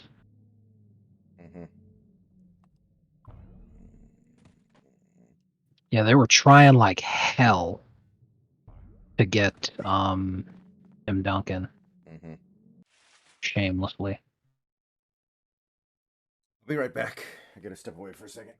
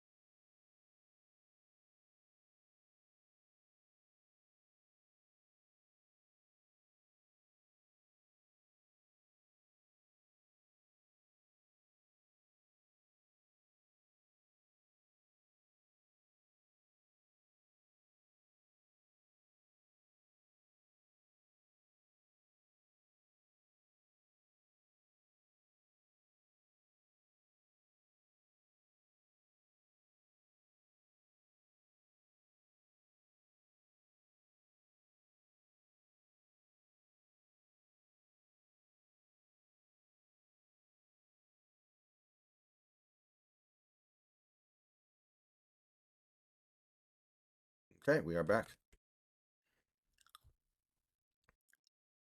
Anyway, yeah, like I was saying, I was looking it up, and then my browser fucking crashed. In the '97 season, when the Celtics were tanking for Tim Duncan along with a ton of other people, they did end up getting the third pick, and they took Chauncey Billups, which would have been an excellent pick, but the Celtics at the time had no fucking clue how to use him. Yeah, they traded him after one season. Yeah, and in fact, a lot of teams didn't know how to use him. When he ended up by his third team, which incidentally was the Magic, who he never played for because he was hurt, he was considered a bust because nobody knew how to use him because they thought with his size he should play point guard, but he had been like a shooting guard who would just shoot his entire life playing basketball. So he gets traded from the Magic to the Timberwolves because they're just like, all right, let's get rid of this bust. When he's on the Timberwolves, he works with Sam Mitchell, Wally Serbiak, and Kevin Garnett, and they mentor the young guy, and they teach him how to actually play point guard. So he has an incredible season, helps the Timberwolves make the playoffs. He did fucking great in the first round. He actually led the team in scoring. And then he gets hurt as he becomes a free agent. And in his free agency, because he was hurt, the Timberwolves were like, well, we don't know if we want to re-sign you to this big contract that you're asking for because you got hurt. We don't know if you're really worth it yet. And I felt like, how the fuck could you not think that when you watched him improve and you were the ones responsible for his improvement? So he said, okay, fine, fuck you. And Detroit offered him a big deal. So he went over there, and they started calling him Mr. Big Shot right away. And they said, okay, let's trade for Rip Hamilton, draft Tayshaun Prince. Then the stage was set. They just needed one more piece to put it together, and traded for Sheed, and then that was it. The legend was born. And it's just fucking wild that, like, the Celtics hit big time, but passed on him. Yeah, And this kind of that's shit. the second best player in that draft, right? Because after Duncan, like, who's second, if not Billups? Billups a borderline T-Mac. Hall of Famer. T-Mac. Oh, yeah. I guess T-Mac's better than Chauncey. I think it's... To be fair, though, especially early on, it was a wash. It took T-Mac a bit to advance, the same way that it took Chauncey a bit. But I also think that's kind of the point of what we were discussing, is that while a lot of people give T-Mac shit for never making it past the first round early on, we can blame Doc for that, not him. When he was in Houston, though, now that's a totally different story. On that team, he's got Shane Battier, Yao Ming, and he's getting coached by Jeff Van Gundy, and he can't make it past the first round, and fuck him. Yeah, Bill Simmons did an interview with Jeff Van Gundy about T-Mac right after T-Mac retired. And what Jeff Van Gundy said was, T-Mac was not meant to be a leader. He was meant to be a follower. But he could be, your best player, but he wouldn't be a leader.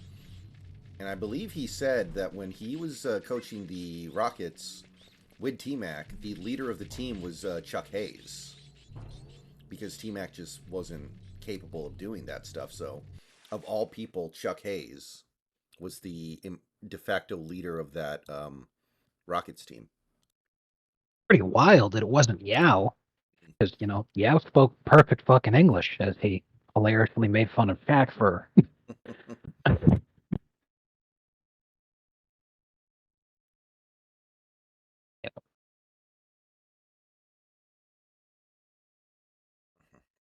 Oh my god. So, okay. A few days ago, the new Yakuza game came out, right? Yes. No. Darkside Phil is playing it, and he streamed the first 3 hours. And he basically, while playing it, was like, this guy's character, the main character, his story reminds me of me. It's literally like me. He without knowing it, does the "it's literally me" meme, Oh boy. And people in the chat start making fun of him for doing the "it's literally me" for real, and he just fucking explodes. It's great. He just fucking detonates. I mean, if you do the meme, what are you expecting? Yeah, he didn't know. He claims he didn't know it was a meme. He doesn't know. He said he didn't know what they're talking about. Oh, But he got annoyed when people kept making fun of him, and he just fucking erupted. sure. Funny. Okay. So yeah, I looked it up. The 2007 season for the Celtics also because Big Country was talking about it. Pierce did miss half the season. He missed 9 weeks of action, and it was a very depressing season for the Celtics because aside from Pierce getting hurt for that long, Doc Rivers was their coach. Plus, Celtics legends Red Auerbach and Dennis Johnson passed away in 2007. So the fans were extremely upset. They felt that they deserved to get. And remember, it wasn't for Durant. People were tanking for Greg Oden. Greg Oden was supposed to be the franchise-changing superstar. Danny Ainge It was swears Greg. that he wanted to take Durant. He's full of shit. Because like it got to the point even where when they did the lottery, Sonics fans were depressed that they got the second pick and they had to settle for Kevin Durant instead of getting Greg Oden.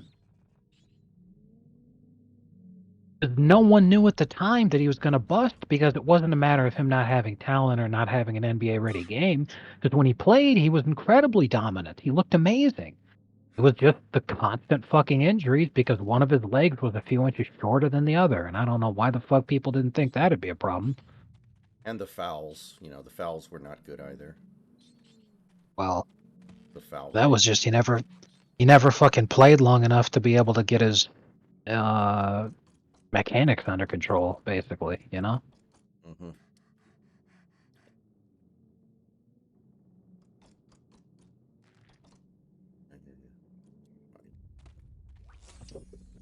So yeah, don't let anybody tell you that they weren't tanking for Odin. They were. But God, could you imagine how depressing that'd actually be? Like, think about that for a second. Imagine that the Celtics draft Kevin Durant, and then they make the trade to get KG. They probably wouldn't get Ray Allen also. Yeah. They wouldn't need to. Right.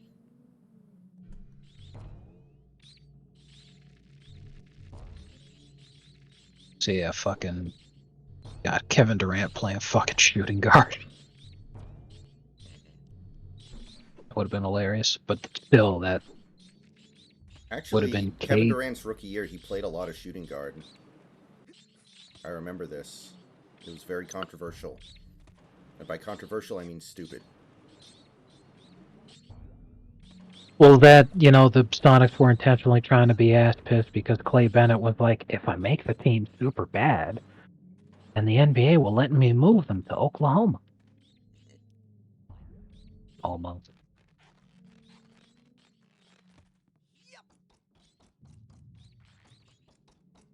Are you a robot? Plus, there's a big gaping hole since they did trade Ray Allen.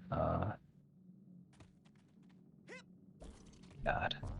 Fuck, man. What might have been? Ray Allen, Shard, and Kevin Durant. The best NBA what if ever is still what if the Grizzlies get the #1 pick in the LeBron James draft. Because that team won 50 games that year without LeBron. Because they had Pau Gasol and Mike Miller. And Shane Battier. Yeah. Stromile Swift. He was pretty good. Shane Battier, the most handsome man who's ever played in the NBA.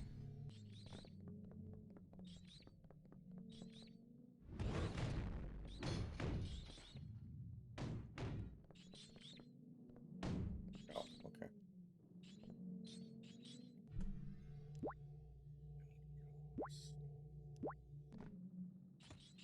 Can't get a good grip.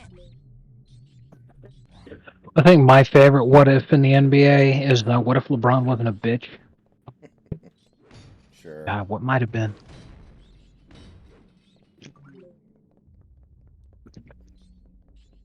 Oh yeah, man. I don't know if you watched that video, but Chalmers is my fucking hero for that. Yeah, it was pretty good. That was amazing.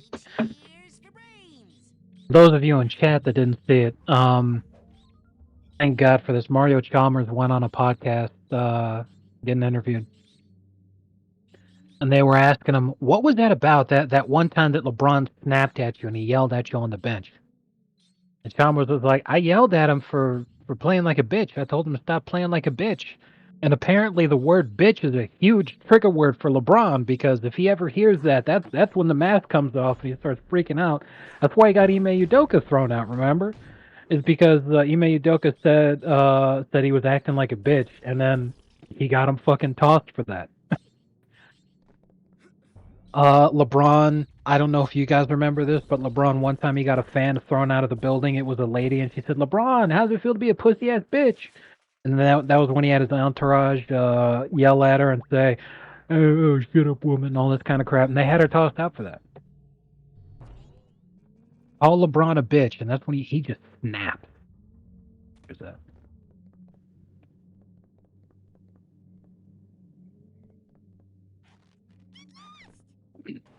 So yeah, Chalmers was like, "Hey man, stop playing like a bitch," and LeBron freaked the fuck out. And he said stop playing like a bitch because LeBron didn't want to guard Paul George. So Chalmers was guarding Paul George, and Chalmers correctly fucking closed out on his assignment and supposed defensive scheme. He was supposed to be the help defender, so he helped off of Paul George. And when he helped off of Paul George is wide open. He hits a three. So LeBron starts fucking screaming at the Chalmers. He's like, "Oh man, you gotta play defense. You gotta hit your assignment. You can't help off of blah blah blah blah blah," directly contradicting the fucking coach. And Chalmers was like, "The only reason I'm guarding Paul George in the first place is because you weren't man enough to fucking defend him yourself. Stop playing like a bitch." That's when LeBron starts fucking yelling at a guy who's half his size. It's like, thank you for proving his point. Phenomenal. However, LeBron freaking the fuck out like that because he never wants to admit when he's wrong. But he got heated enough to where he decided to kick his game up, and then the Heat would go on to actually win. So that was great because that's how Chalmers ended the story. Is he was all like, "Yeah, but I basically won the game for us by pushing LeBron's buttons." Oh, what the hell? Really? I can't just do that? Come on, that should totally work. I clearly jump over the steps before I touch them, so that should have no effect on me. I agree with you, but I believe what you need to do is go invisible. Yeah.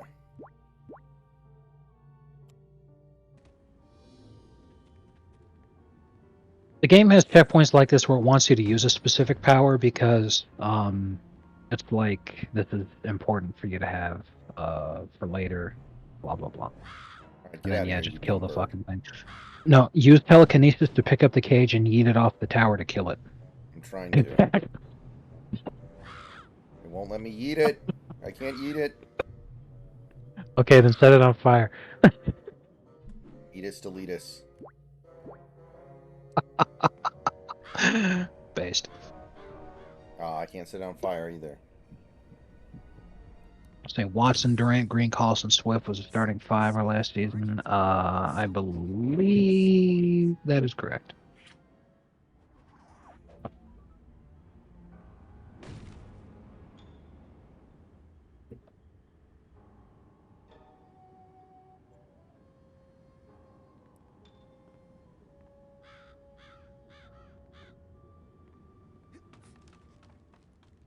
Worthless! These brains are worthless, Shigar.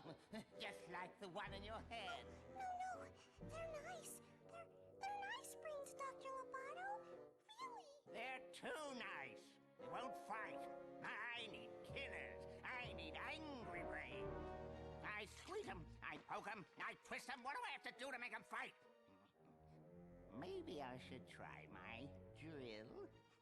I'm not gonna bring you any more brains if you're gonna be so mean to them. No matter what I do? No matter what. Not even if I... Kevin Durant, Earl Watson, Chris Wilcox, Jeff Green, Kurt Thomas for part of the season that he got traded. And after he got traded, Nick Collison took over. Also with a lot of starting games was Damian Wilkins and Johan Petro. You sure? All right. Oh, why don't I just go ahead and heat you up a cup? It's made of turtles that you love. Isn't that right, Mr. Puppy? Swift only played 8 games total and started 4. Delonte West had a lot more games than Swift. 35, started 5. Luke Ridnour started 5 games, also played 61. And of course, Wally Szczerbiak played half the season. Never started. It looks like I'm about to hit the point of no return. So I should go get more psi cores or whatever the fuck they're called. It is the point of no return for the end game sequence. However, after the game is finished, you get to continue playing for 100%ing the game. Right, I figured that. So, yeah. I want to make sure that I'm as powerful as possible for the final part. Okay, if I leave, how hard is it going to be to get back up here? Is there a... Because it was not easy to get all the way up here, so...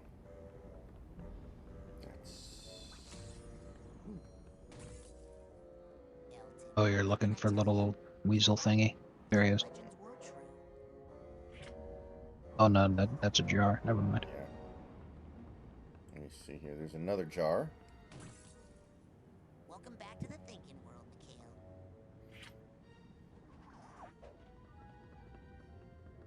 Hit or miss. Okay, well...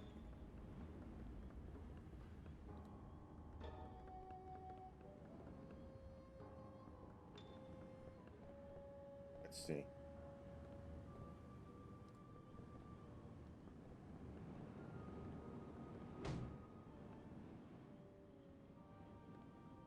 Yeah, PJ Carlesimo, I remember him. He was not very good.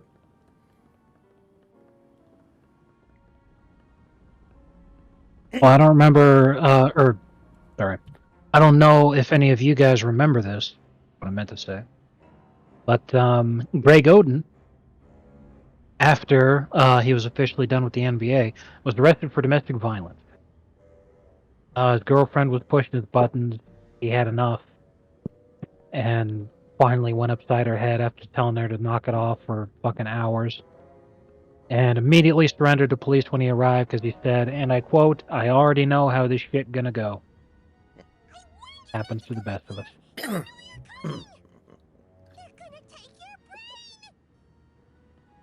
Listen, the man you're working for is a deranged lunatic. I know. I hate him. But if I don't do what he says, he'll... Cook your little turtle from the inside out. Set her on fire. Shigor, hostage situations like this are always extremely delicate. I'll have to extract Mr. Pokelope from his prison using my psychic powers. After which, this Lobato character should be fairly trivial to neutralize. Yes, because once we get Mr. Pokelope back, he'll tell us what to do. He always tells me what to do. Yes. Sasha, Mia, Lily. Raz, you came. Of course I A lot of what if players. Yeah, remember Brandon Roy? The coach must have lured Sasha and Mia here on official Psychonauts business and then ambushed them with sneezing powder. They're completely brainless. I know. I saw their brains downstairs. Listen, first things first. I was thinking about what you said about us making out. Yeah? Wait, he didn't just hear. Ah! Get away from me. Stop reading my mind. Go rebrain Sasha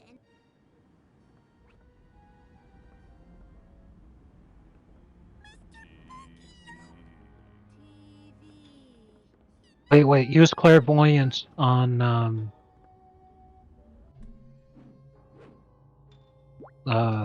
what's her face? I forget her name.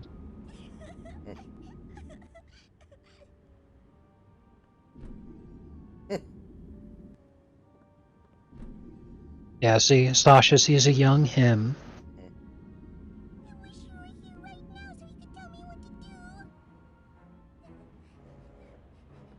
It's pretty funny. Right now, she sees you as Prince Charming. In Psychonauts 2, she sees you as yourself. The reason that Mila views you as a baby, oh yeah, she views you as her savior. The reason Mila sees you as a baby, her horrible memories that she keeps locked up inside, is she loves children. She used to work at an orphanage before she discovered her psychic powers. One day, tragically, the orphanage caught fire and she was completely powerless to help any of the children. All she could do was hear their screams and cries for help while she listened to them burn alive. And it haunted her a great deal, and caused a lot of mental damage to her, which led to her developing her psychic powers. Sasha found her and helped her out, and that's why she's here at this camp specifically, is because she wants to help and to protect children, now that she has these powers to be able to. And the only thing, like, she just sees all of you as just being helpless little babies that she has to protect.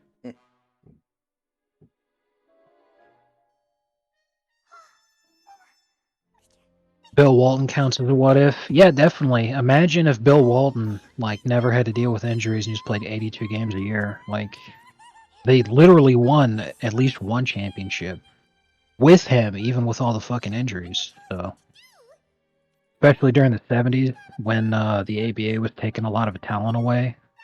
Blazers could have been a fucking dynasty back then, for sure. That was a weak-ass fucking decade for the NBA. The talent dilution was brutal.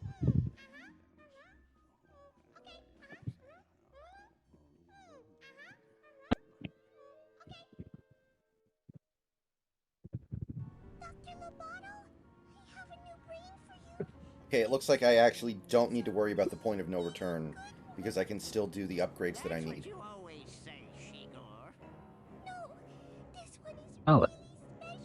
So, the stuff I care about should be fine. I'll get to it right after I'm done with this experiment. Don't worry, baby. Just make sure I get put in that old tank, and Daddy will take care of business.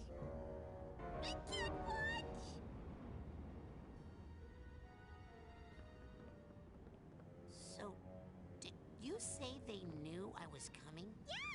Yeah, I don't blame them for not wanting to coach the not Redskins, because they're not the Redskins. Like, who wants to work for that loser franchise? That franchise still has the Snyder stink on it. Okay, then we'll talk about that making out thing later. I don't think it's a Snyder stink. I think it's a Schneider stink. I don't feel like going back to the camp right now because I'm worried it's going to take me forever to get back up here. Unless there's a teleport dude right down this elevator. Let me check. Couldn't you, Bacon? Yeah, but how am I going to get back here? Remember, I'm in the real world right now. Right. If I remember right, the little teleport guy is only when you're in the psychic world. Well, So yeah, actually, all you've wait got's a minute. the elevator. The elevator's right there. Okay, so this is no problem. I gotta go turn my brains in. The elevator takes you... Right. Elevator takes you right down to the docks. Right, okay, this is no problem. So Linda can take you where you gotta go. Solid. Yeah, Mass, that is starting to be what it feels like, which, you know, I can dig it. I don't mind it.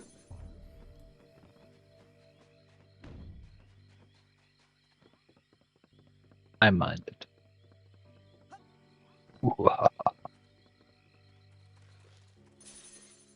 How fitting is it that rapidly becoming one of the saddest franchises in sports is the one in Washington, D.C., the nation's capital? Yeah. And when you think about it, I mean, the Wizards are right down there with them. Yeah, and I think it's a matter of time before the Capitals end up down there too, if they're not already. And the Nationals might be good right now, but this is after decades of poverty. Hey, anything? Take a...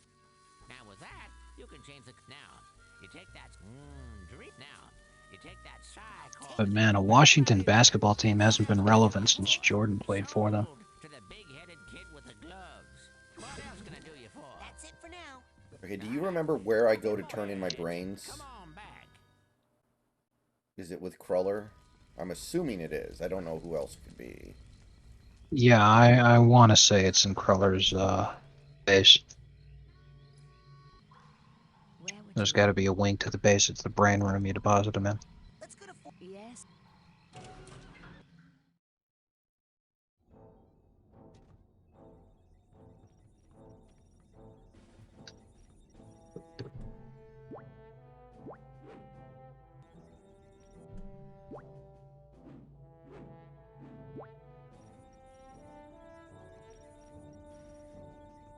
Oh, I can't use bacon in the real world.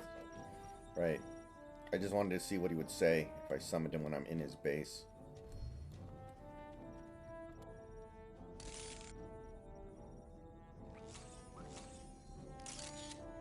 I don't believe it's down. I think it's one of the side rooms. Okay.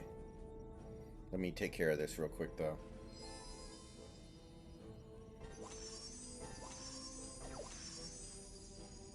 I still need to buy a Psy core at the camp store before I can use this machine to make Psy challenge marker. I still need to buy a Psy core at the camp store before I can use this machine to make Psy challenge markers.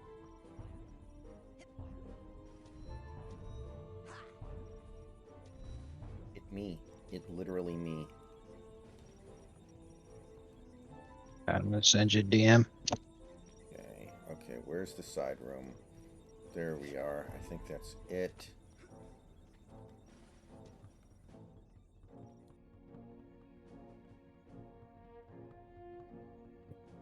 Well, the good thing about you finding that kid's brain, besides the whole thinking and feeling they'll be able to do now, is that they will be adding their subconscious mental attention to your quest, and their energy will increase your mental health potential. That sounds great. But is the surgery going to be dangerous? Oh man, this is pretty crazy. The so-called far-right party in Germany, which is not even close to being far-right, but their polling is the second most popular party in Germany, and the ruling government coalition is polling at third and fourth place. So while they're still in power, they're trying to ban the quote-unquote far-right party while they've got the shot. As you can imagine, we are in some bad trouble. Sounds like it's time to... Well, Insert Michael J. Fox. Hey, wait, I've seen this one. Okay, here's the plan. see, now that's an X. Yeah. Oh. And that's why we need... Well, say, Not... I just... And that's why finding you... You know, I'll bet if Jade, he's probably with that. No. And that's why we... That is so great. Well, Alright, so we're basically doing everyone's brain Well, when Yeah. it comes out, tell her at the I'm same waiting time. for her. hey, do you want it? Okay, is make... That's a good question. But I didn't take... Well, if brain tank, better go find. So I said brain or crystal. And so, long story short... Well, there's only one pedicure. See ya. Yes, and because you got your brain stolen and I... Aha! I knew it! Well, you're wrong. Have fun. Damn, this guy's the product of a shitload of inbreeding. And so that's what... Wow, I mean, Yes. that is really... I better go right there. And then the lungfish ate... Oh my god. I know... I mean, I know... no! Agent Cruller? What is the current situation? I'd better go. Good Alright, luck, Rasputin. we have added a lot of health to our total. Okay.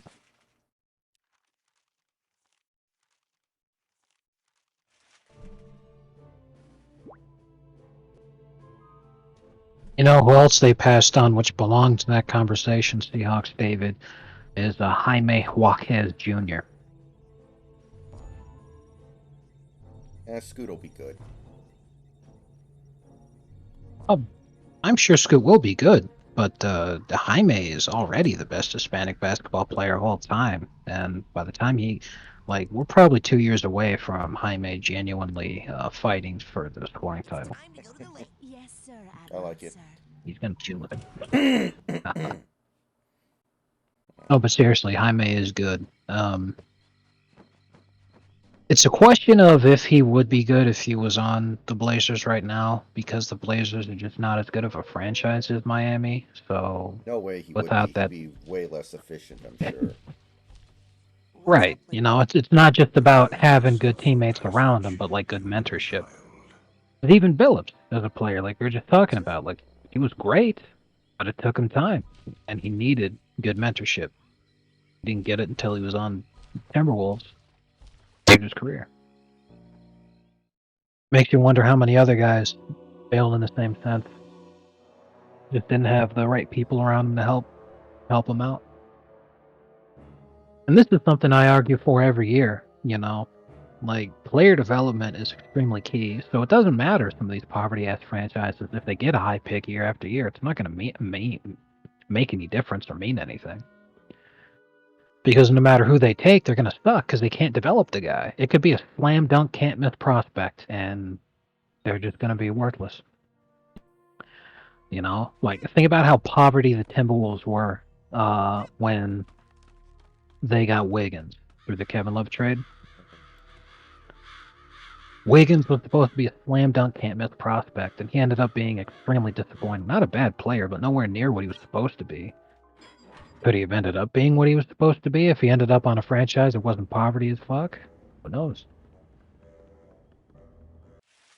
All right. I mean, Wiggins did look infinitely better when he ended up in Golden State. Yeah.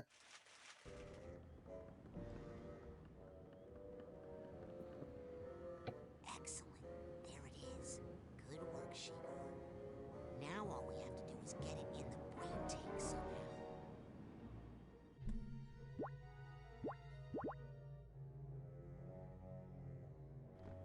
Careful there now. It's time to make the soup.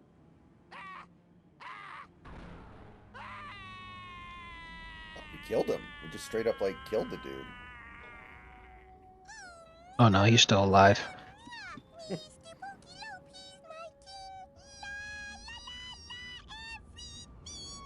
Nice and easy. So funny, Mr. Pokelope. Someone's got chocolate bread. Someone does.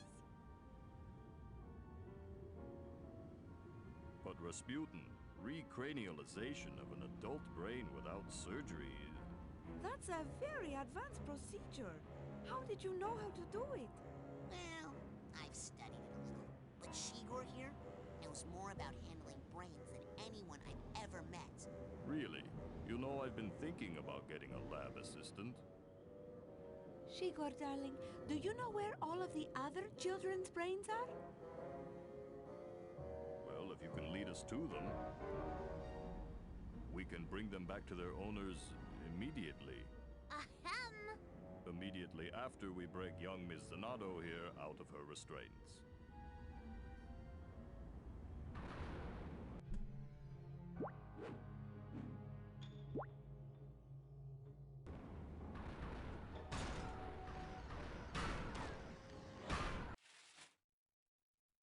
Okay, here we go.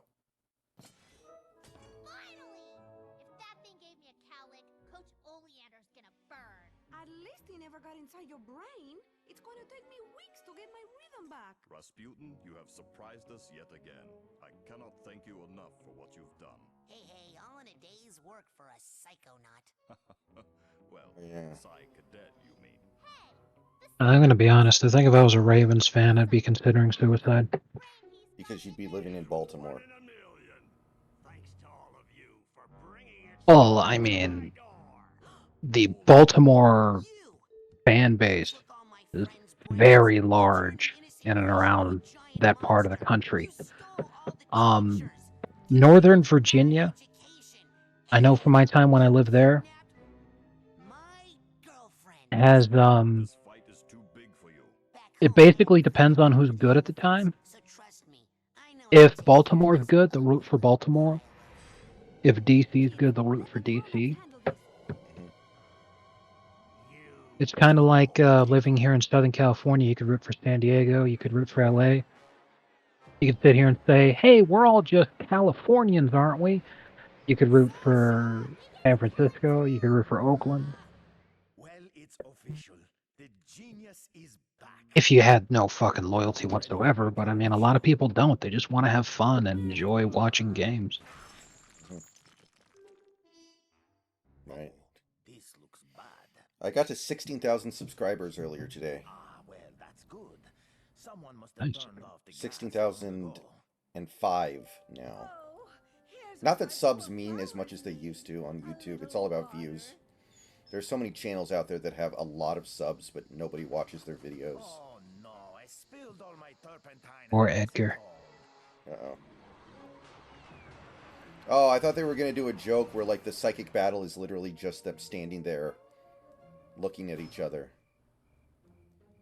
Would have been very funny. Hey, Boyd! Long time no see! Oh, Mr. Orderly. I did not see you there. I was just taking a little therapeutic walk in the moonlight. Relax. The asylum's closed. We can all go home. Leave? Here? Yeah, this place is for crazy people. And I don't know about you, but I ain't crazy no more. I have to tell you, I'm feeling pretty good. You know, maybe it is time for us all to move on. What do you think, Boyd? You ready to blow this popsicle stand?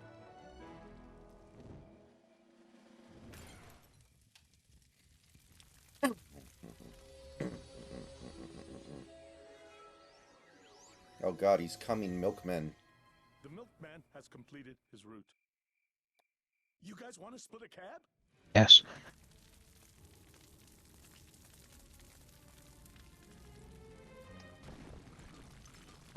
To Butthead.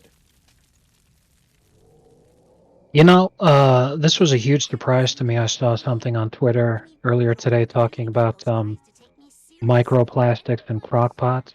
Mm-hmm. And I was like, what the hell are you guys talking about?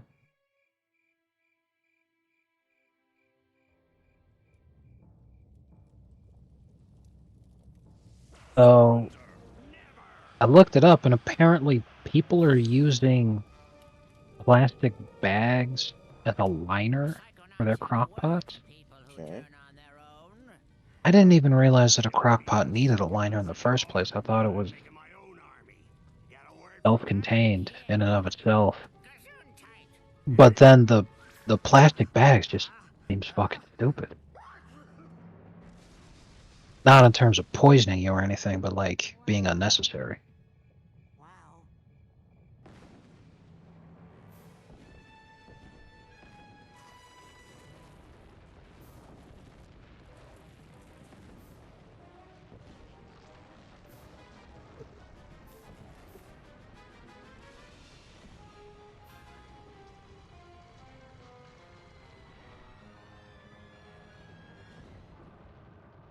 Oh yeah, that's just exceptionally fucking lazy.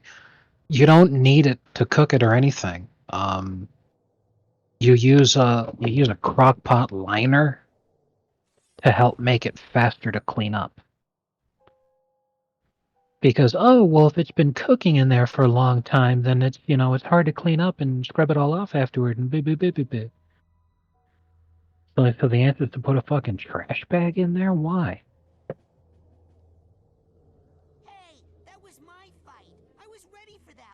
Always in such a rush, Wait. It takes years. So there's one more level after this, but everyone has been defeated. What is there left to do?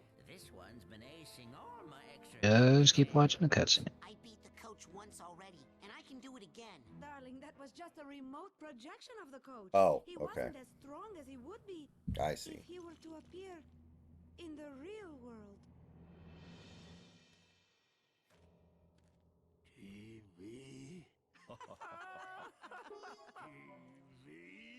Where's his brain?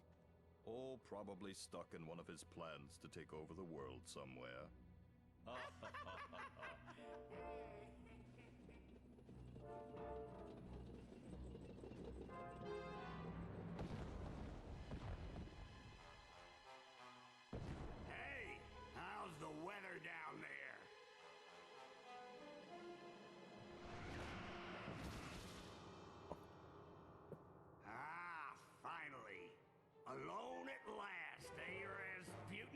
glad you're finally picking on someone your own size. Yes, I've been dying for a chance to pick your brain.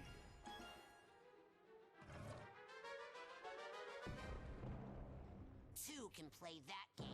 Yeah, but only one can win.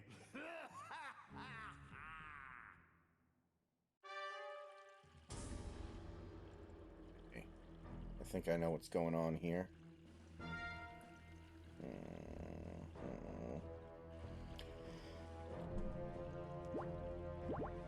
Yeah.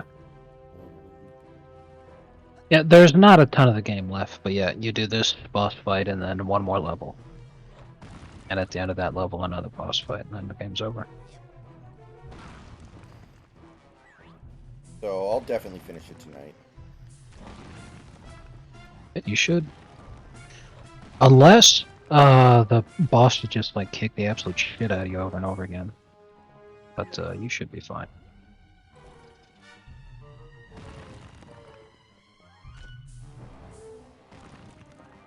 Oh, you have to destroy all the rocks first, I guess? Yeah.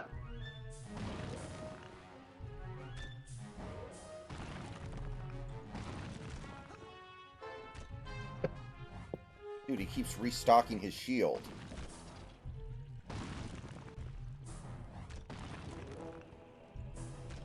Oh, that's not fair. Cut off one head and two more take its place. It's more like cut off two heads and then one takes its place. He does replace it, but he doesn't do it fast enough. Where you just gotta be faster. Like that bullshit Yu-Gi-Oh strategy with the infinite Karibos. Yes. So what you need to do is the same thing Kaiba did and threaten to kill yourself if he wins.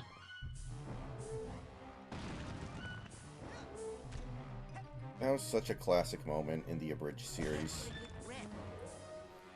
Yugi, you can't take this risk. He might survive.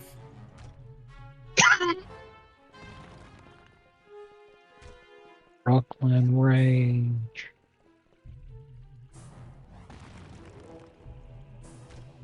Oh, well, this is the frustrating part now, is that when he puts down new ones, it's on the other side of the fucking thing, so you gotta go all the way around to get it. I feel like Good I've Lord. destroyed all of them, but they keep coming.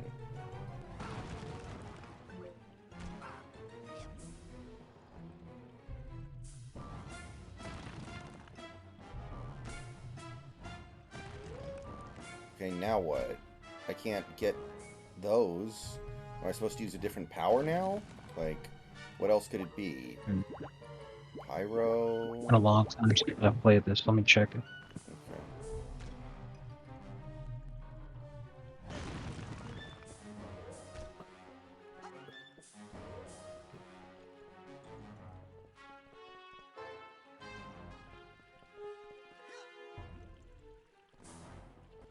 Yeah, Alex Jones has been back on X for a while. Yeah. I don't think anybody should be Infowars, banned too. off X unless they objectively break the law. Like, just keep it simple. Don't leave anything up to interpretation. If somebody objectively breaks the law, they should be pushed off Yeah, X otherwise. and I definitely agree with that. Like, I don't think people's opinions should be keeping them off X, because things that are allowed on X now include pornography, other kinds of adult content, and like I was telling you, Joker, earlier today in DMs, is gore. You know, if such nauseating shit as that is allowed, then why the fuck would people's opinions be too much to handle?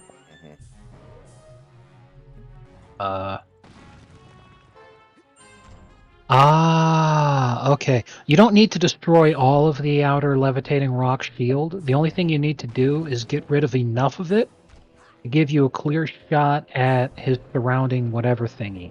Because it's made out of wood. What you then do is set the wood on fire with pyrokinesis. Okay. At that point, the wooden barrier will burn away, leaving the tank exposed. Then you can chuck rocks at it to smash the glass dome the brains in. Holy crap, you need health. Yeah.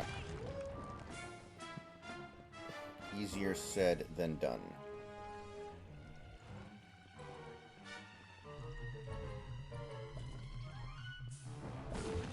Well, what I would do to farm health back is have one of your powers be your little invulnerability shield thingy. So then when they chuck one of those at you, use the shield at the last second to protect yourself from taking damage. And then just run around breaking rocks to have them drop health. Mm-hmm. And from there, it'll take you some time, but I think you can farm up to full health from there. Yeah, just like that. Mm-hmm.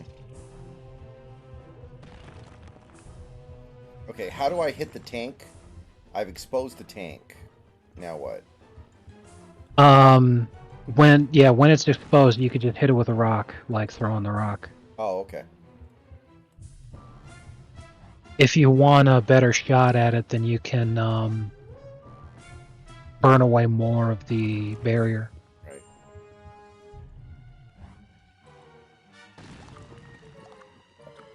Okay, now that I got the pattern, I'm pretty sure I can do this.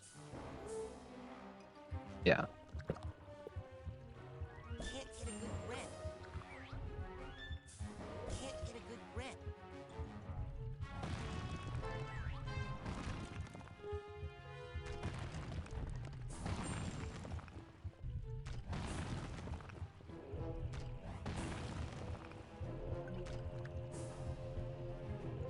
Yeah, just smash all the rocks you can to get those precious health drops.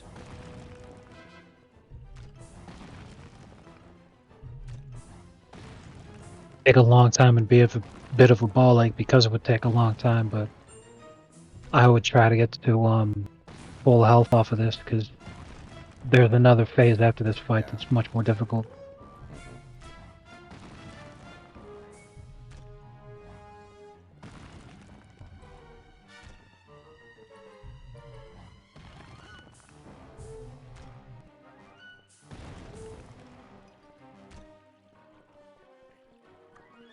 Or at least as close as you could. Alright, there we go.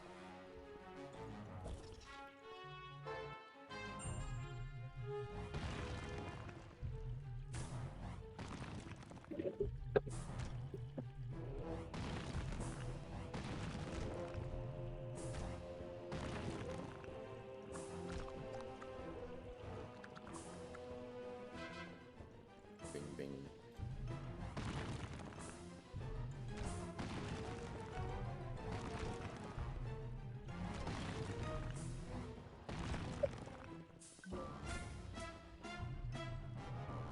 Two plus 2 is 10. In base 4, I'm perfectly fine. Oh, this is fascinating. I'm watching this video called Tactical Lego Gun Reloads where a guy made models of different kinds of firearms, life size, with Legos, and obviously they don't fire because it's Legos, duh. However, it is a working system in terms of being able to reload it. So it's like, yeah, you could use this as a tool to teach you how to reload. Nice. Boy, that's kind of fascinating. What'd you say is your favorite gun of all time in terms of like the aesthetics and the way it works? M14.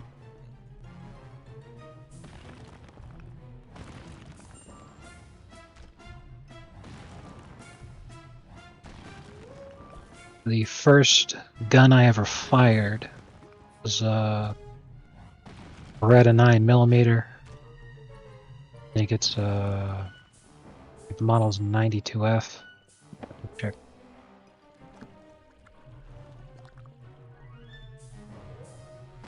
Kind of Beretta that the Army adopted as the M9. Yeah, 92FS. So I like a lot of Beretta handguns. They're very comfortable to shoot. But as far as my favorite weapon of all time, as far as cartridge size goes, I just prefer 7.62. or the old Winchester 308, 30-06, anything chambered in that round. But what's very enjoyable for me, the M14. Love that rifle. Well, I have I half like a double brain barrel worth of health, shotguns. so that's unfortunate. But I did kill the thing, so I've got the pattern down pretty well. Yeah, you'll almost certainly just die in the next phase, but you're fine for now. Wait, before. Never mind. Too There's late. no. I I was wasn't gonna say farming before any you. health. Okay. Try not to sneeze. Have to hold it in. Dude, just hold your hand over your nose, and your brain will stay in. TV. Oh, this is just great. Now what am I going to do? Have to think. Like I got a choice. I like lever action shotguns. Oh, look at that. Well, this is disturbing. Oh, wait a minute. Seriously. Yeah, you gotta yeet yourself into the tank. Wait, so there's no checkpoint after you beat the boss, so you're saying if I die again, I have to go back? I was Okay. I was mistaken about. There wasn't a second phase of the boss fight. The second phase I was thinking of is the boss fight you've already underdone. Okay.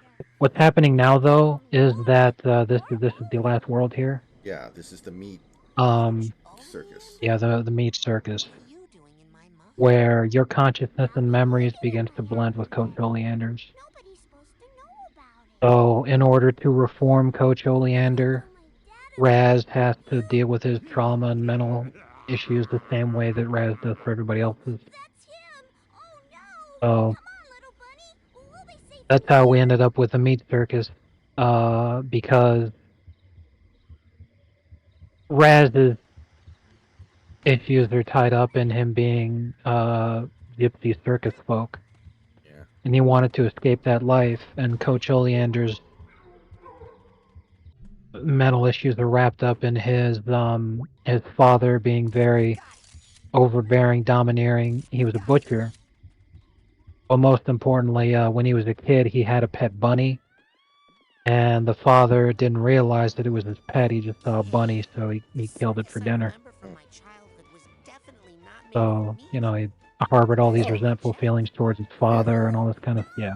Look at all this meat. This guy's like this child of original sausage. Right.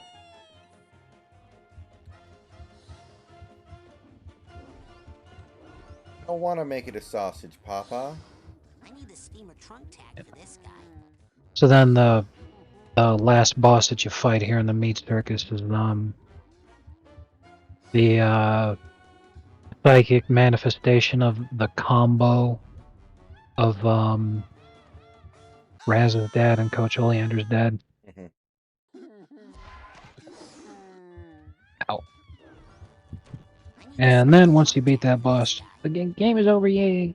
I need a steamer trunk tag for this guy.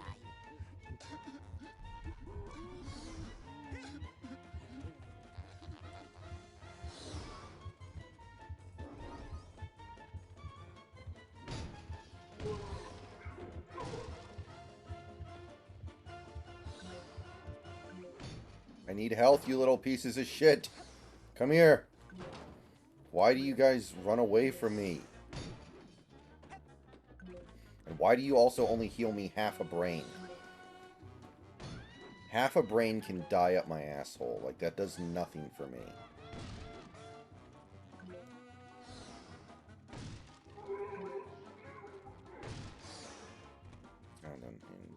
One of my favorite parts of Psychonauts 2 is that you have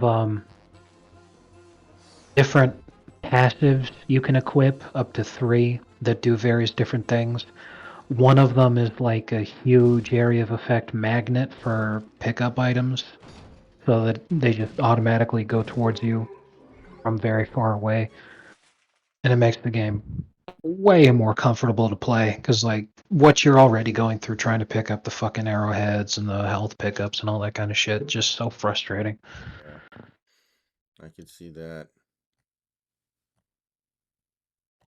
I don't know how the hell I managed to get barbecue sauce all the way up my headset there. What the fuck? I'll be right back, guys.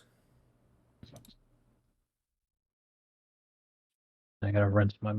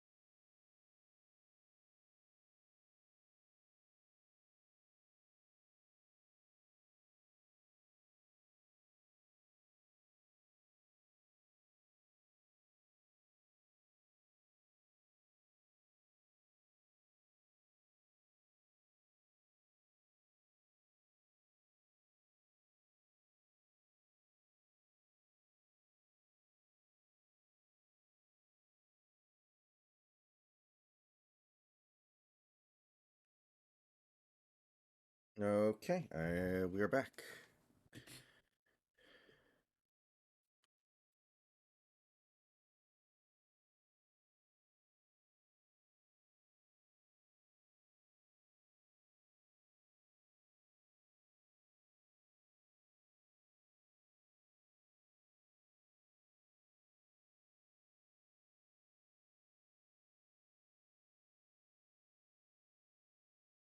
Okay, here we go, people. Gonna try to beat it.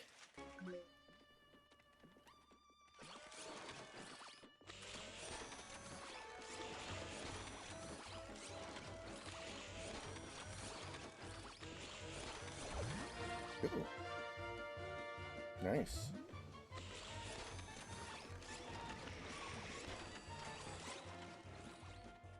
I say Pingus.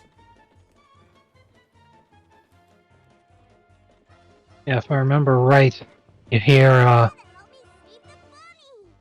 ghostly voices whispering to you. It's people on the outside in the real world. Yeah, like that right there. Yeah. Trying to communicate with you because you're just a brain. That's right. Maury's old man was a butcher. It looks like your childhood memories of the circus got all mixed up with his childhood memories of his dad's butcher shop. My memories were bad enough. This is just gross. Uh-oh. God. You'd better keep that kid out of trouble. With your brains all scrambled like this, what happens to him happens to you.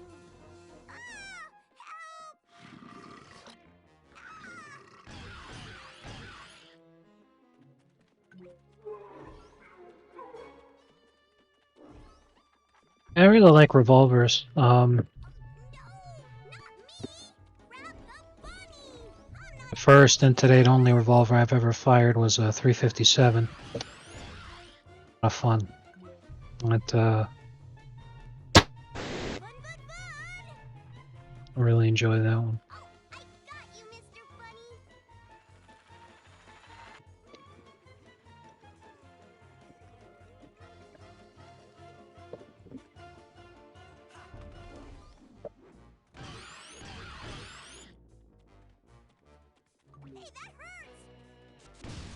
Crap.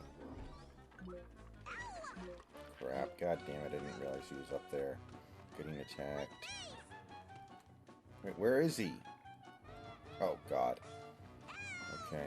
This is not ideal.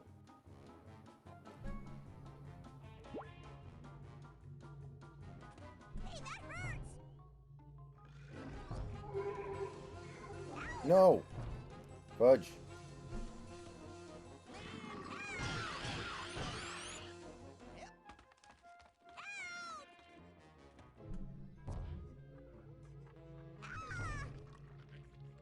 Where the hell did the... Okay, there we go.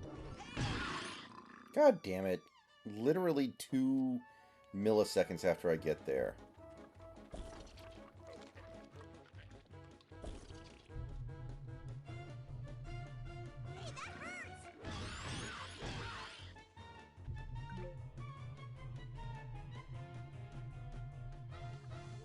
Now throw the rabbit into the sausage maker. I'm sure Ordinary Sausage has made rabbit sausage at some point. Yes, he has. It was probably good, too. Let me rewatch it. God damn it. Mr. Sausage.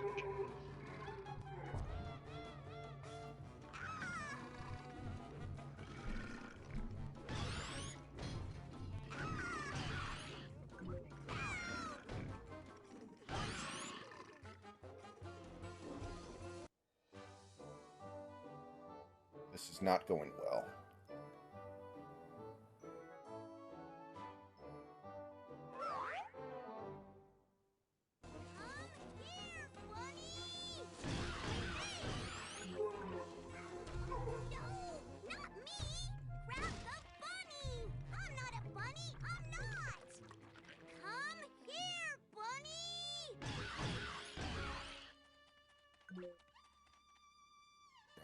Can't get a good grip. Can't get a good grip. Crap. I think we're glitched. God damn it. I think I'm glitched. The kid got stuck here. Good grip. Yeah. Oh.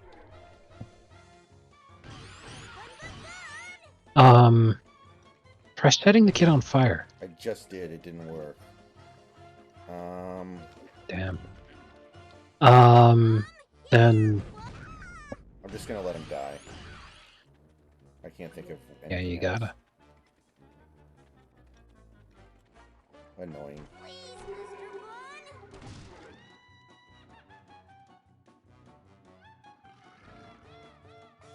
Oh no, the bunny can't hit him either. Okay, I guess maybe I Sudoku then.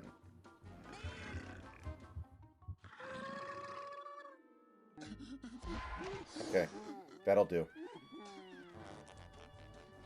That'll work.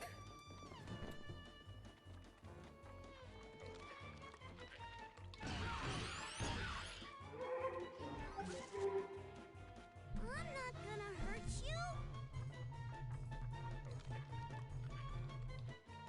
Oh, I got you, Mr. Bunny.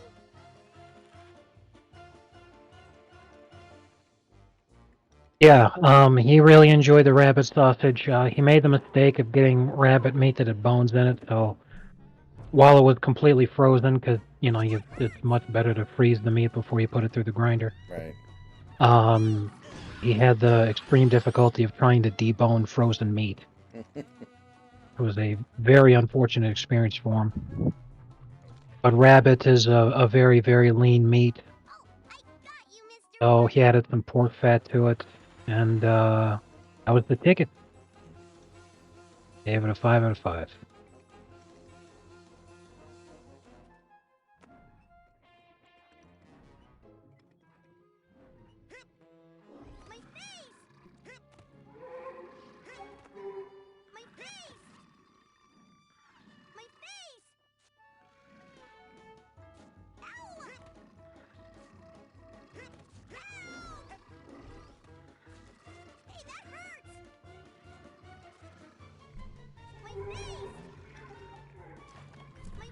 No! Yeah. God damn it.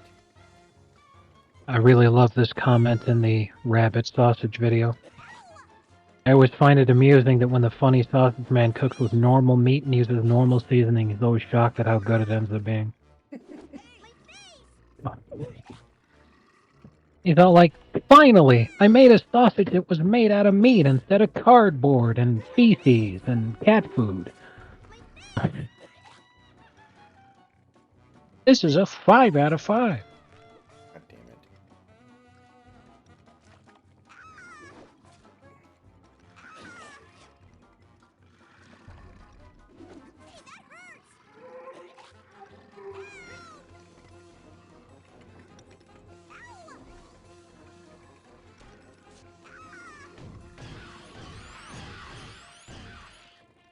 Phew. You know, it's kind of unfortunate that, you know, you're going to be super busy for a long time with other stuff instead of jumping straight into Psychonauts 2.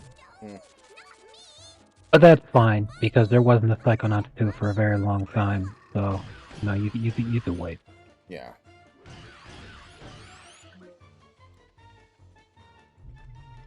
Low on my list of concerns. Right. Now, how pissed would you be if the friggin' kid got killed, like, you're right there? I know. I really don't like how he keeps flying off way ahead of me like this. This is a enormous pain in the ass that he's being right now, and I don't appreciate it. Yeah, I can imagine.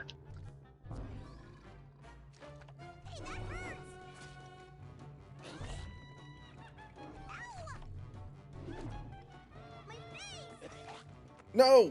God damn it.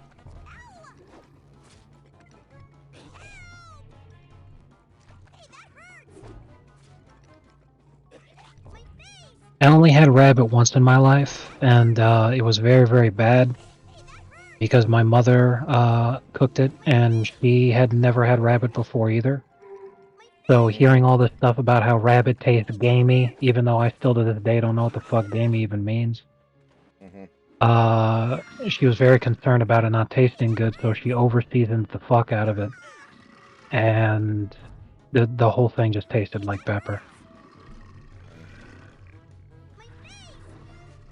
The Nets honored Kevin Durant with a tribute video in his return to Brooklyn. They thanked him for all the memories, a whole 2.5 years of disappointment and a failed super team. Yeah, and he was injured for a huge part of that too, remember? Yeah. I cannot fucking believe that guy could be so poverty they'd make a tribute video for a guy who was there, played like 50 games. Like, That's hysterical. Alright, well, the like kid's dead. Kyrie Irving got banned by the league from fucking playing home games. He still ended up playing more than fucking Durant did.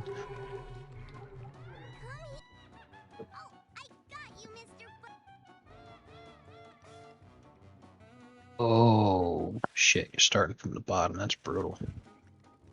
I'm starting to get the pattern, though, so it's not the worst thing in the world. As long as you don't die yourself, because you've only got that one life.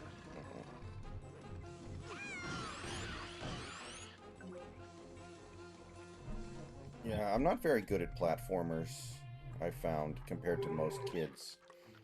Most people my age. I just don't think I ever got the muscle memory the way a lot of kids did growing up playing nothing but platformers. You know?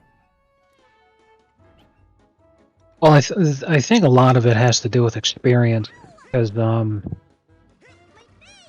you know, the jumps, having to eyeball it.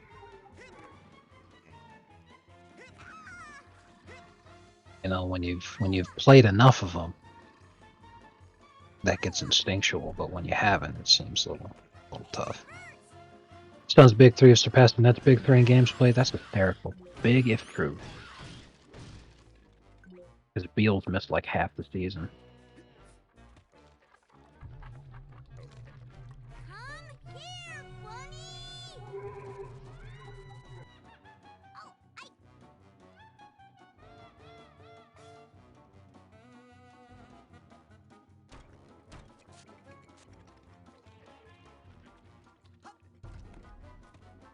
Ah, damn it! Wait a minute. Wait a minute. Was that what I was supposed to do? Where's the kid? Okay, I think we're in the right place, actually.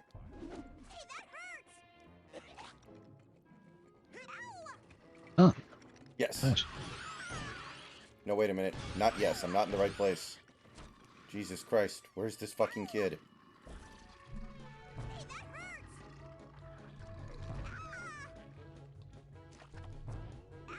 I hate this fucking kid so much.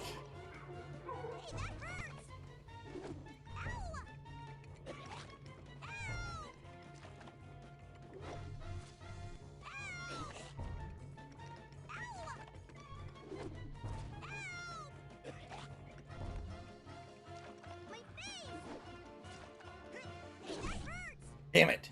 I missed the fucking jump. Well, I'm probably screwed now. Especially now, holy shit.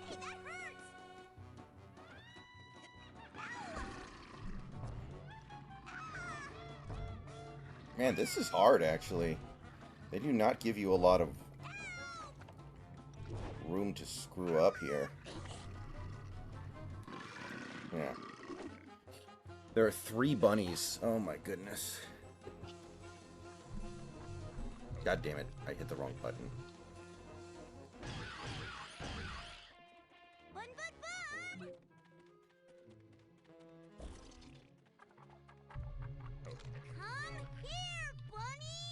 It would be impossible to calculate how much I hate this kid.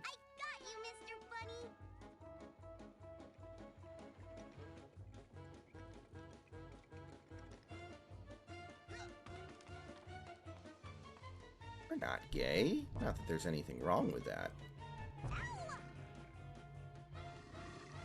Narrator, there was something wrong with that.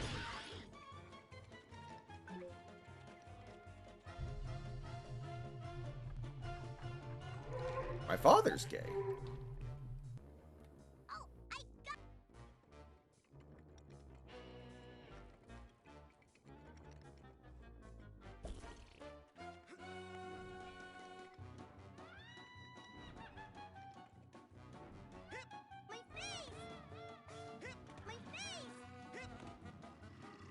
I like how most platformers games just kind of blow off why the character is able to do acrobatic feats like this, and this game actually has to give them a backstory as carny folk.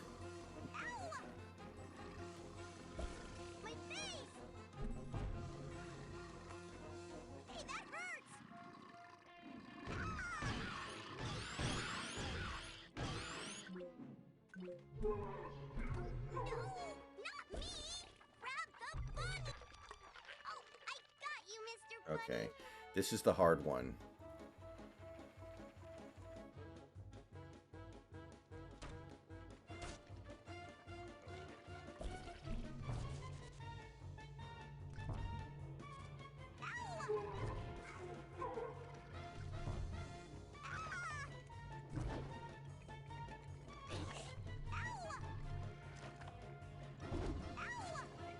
Fudge. Damn it.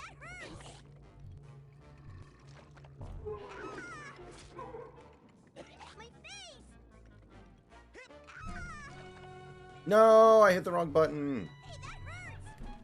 Well, I'm screwed. Really. It doesn't let me go back up to where I was even. I have to really, literally start at the very fucking bottom.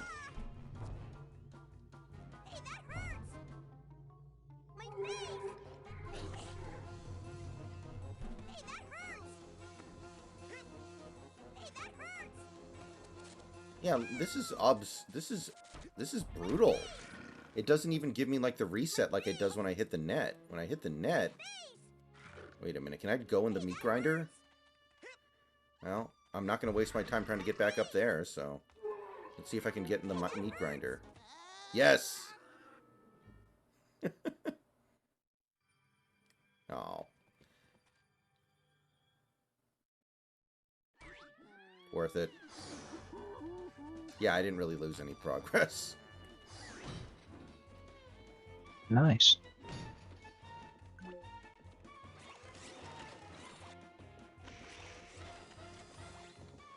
Alright, let's try that again.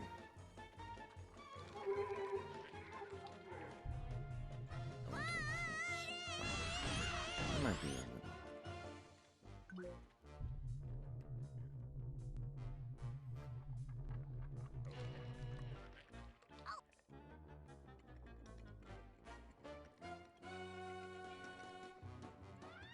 No. No.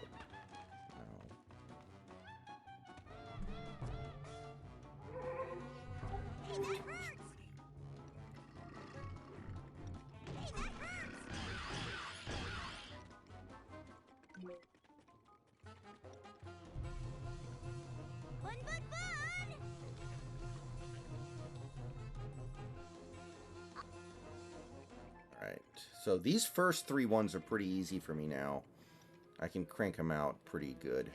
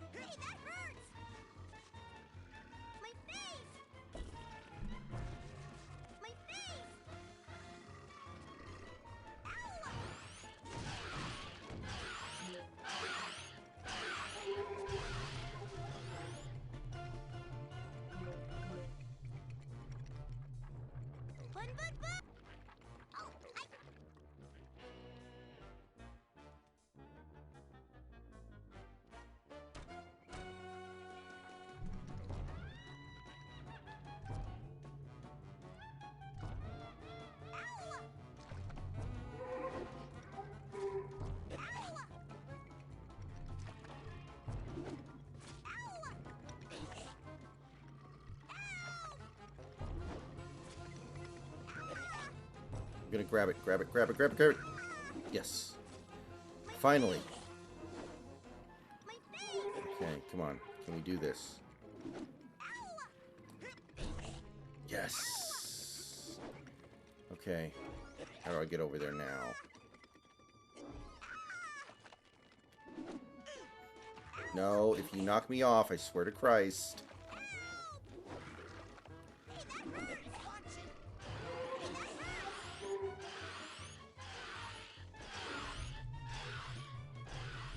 Alright, hurry up and get over here, kid.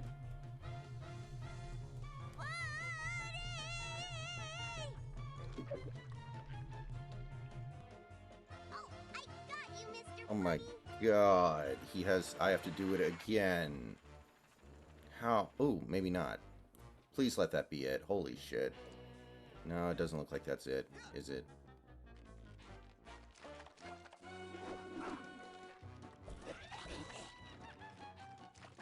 No, it's not. Well, actually, no. That was it. Excellent. Thank the Lord.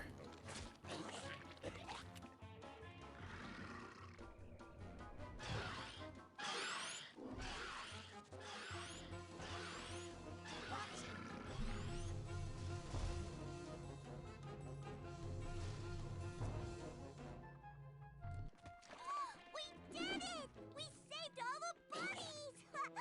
Now it's time for the main event. Come on!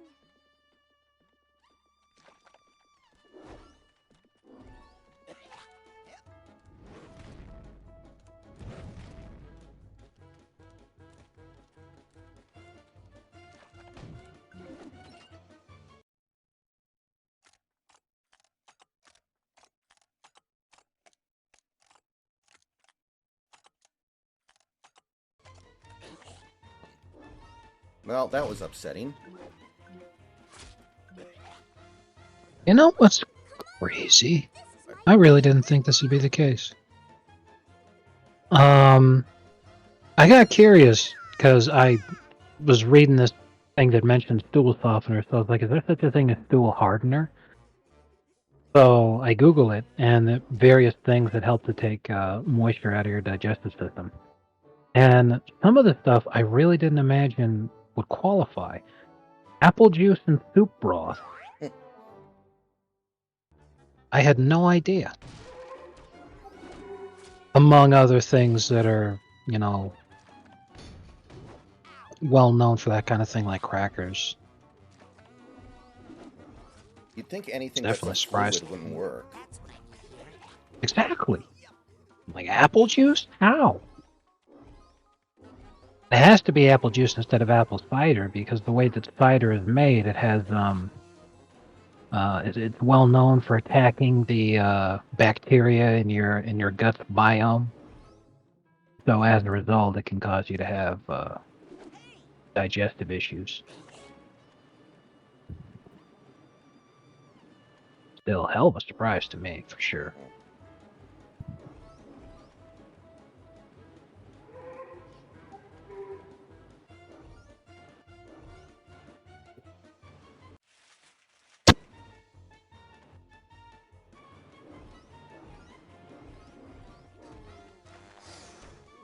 This guy needs a duffel bag tag.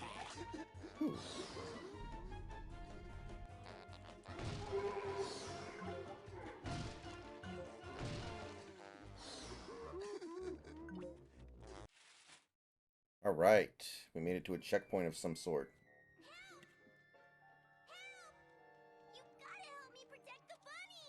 Hey, little Oli. It's okay. Those monsters are gone now. The bunnies are safe. We're all safe. No, it's not safe. He's coming. Who's coming?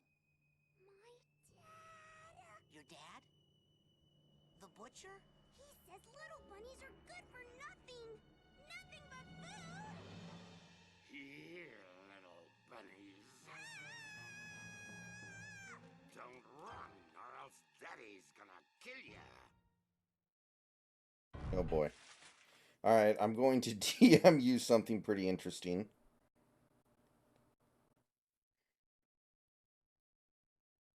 I'll check it out in a minute. Mm-hmm. Yeah, okay, there we go.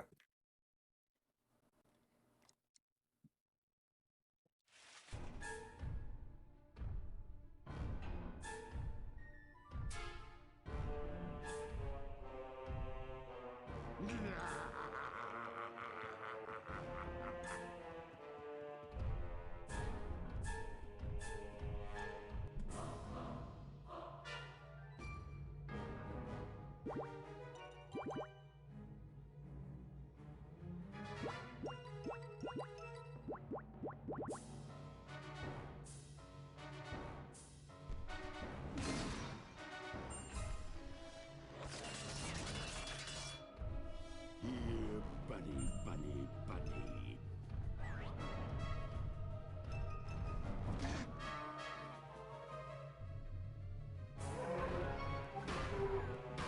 Okay, that doesn't do damage. That doesn't do damage. Oh, shit. That was a meat grinder. Okay, so how do we do damage to this little prick? Bunny, bunny.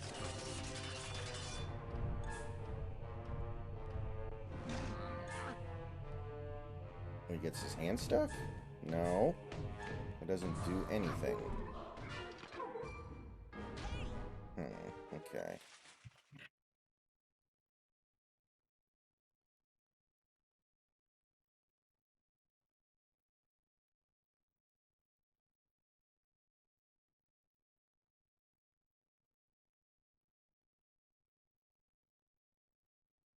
Okay.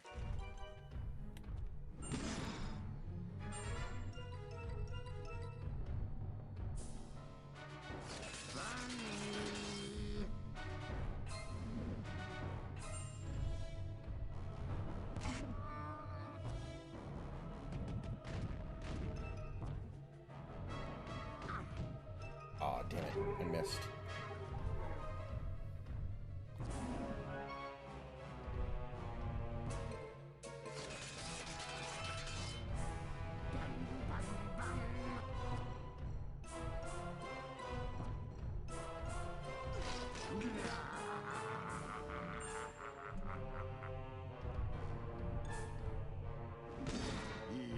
Bunny, bunny, bunny.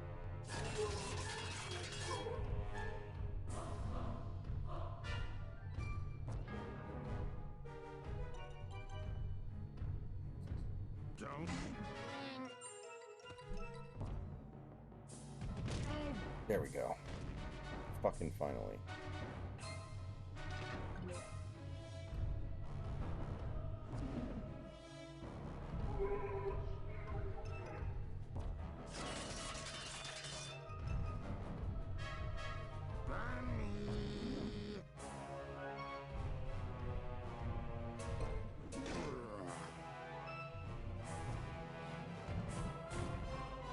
God damn it.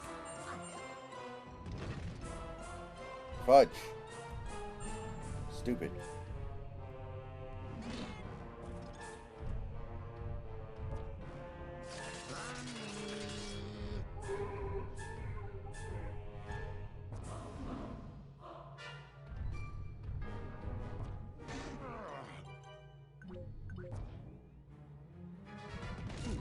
There we go. Now we're going. We're going. We're going. We're going.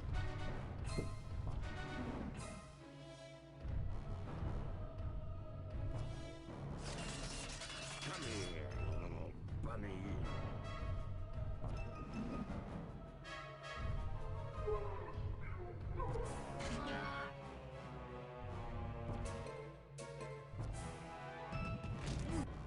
Alright, we got his ass.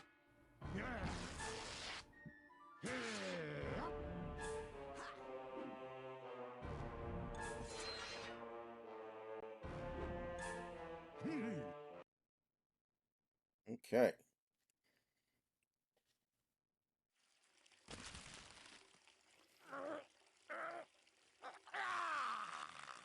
What's going on here? What have you done to our circus? Dad! Polluted. Perverted.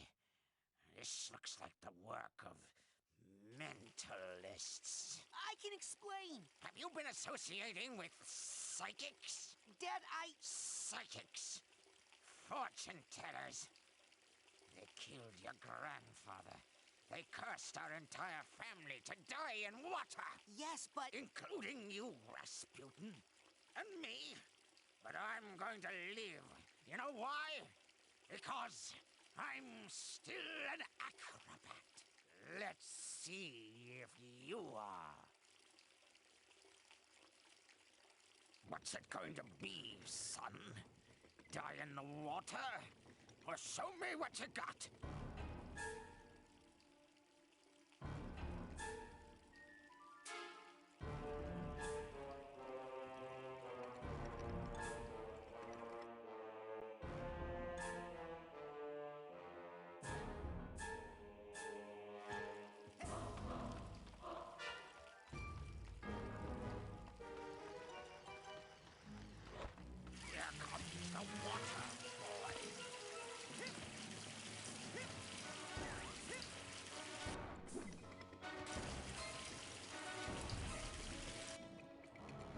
No! God damn it, I hit the wrong button.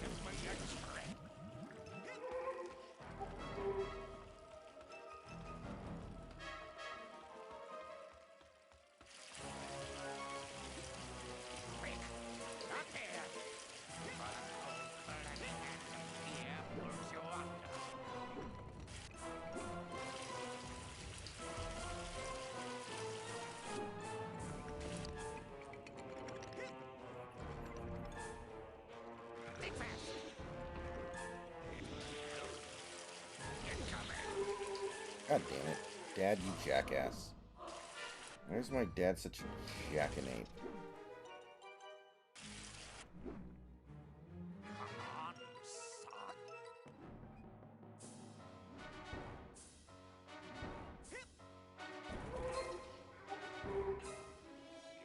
Keep fucking up my buttons. At least we fought. Knows nothing.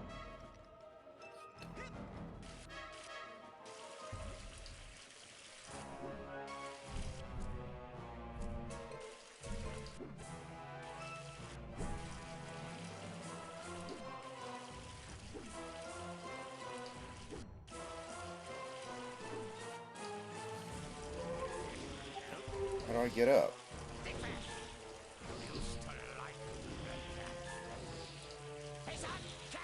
Okay, that was not the idea.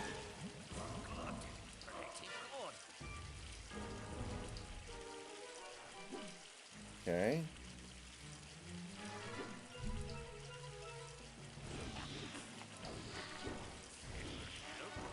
God damn it.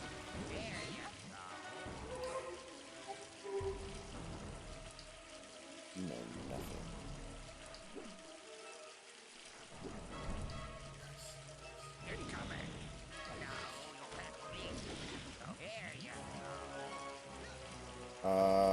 Okay, what do I do?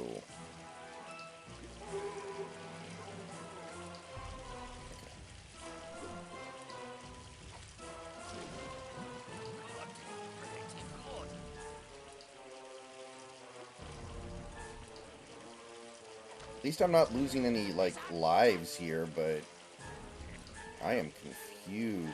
Fuck me, man. This don't make no fucking sense.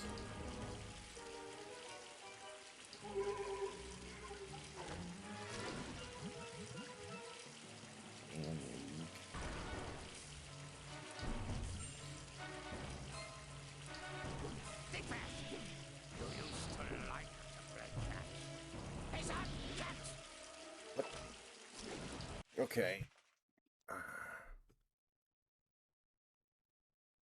The big... I'm trying to figure out what the hell I'm supposed to do here.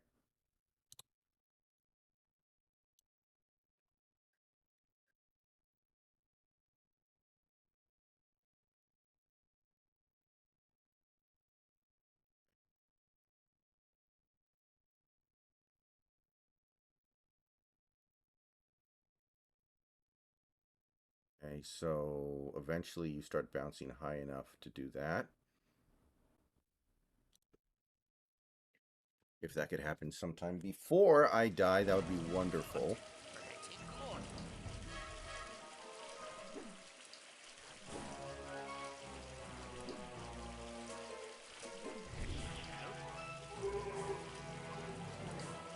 Huh.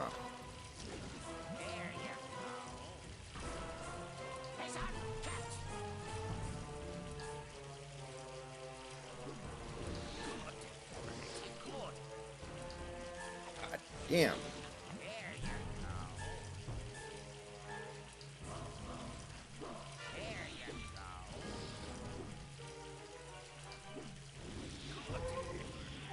Thank God. I think we finally got it.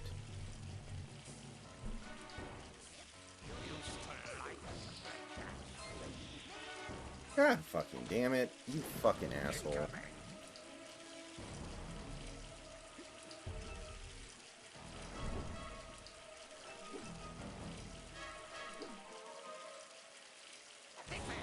Off.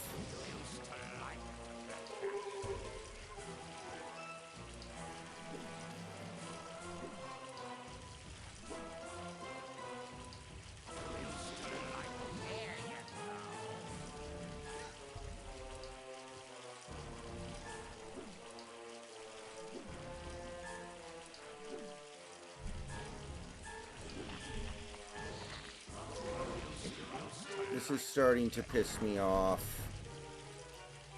How do I bounce? Why can't I bounce with any degree of fucking...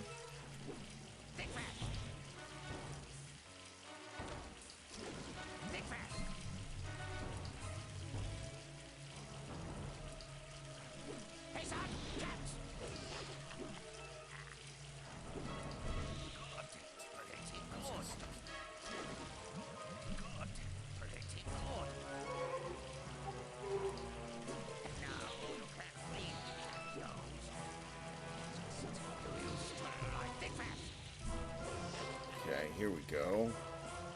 Now stop throwing shit at me, Dad.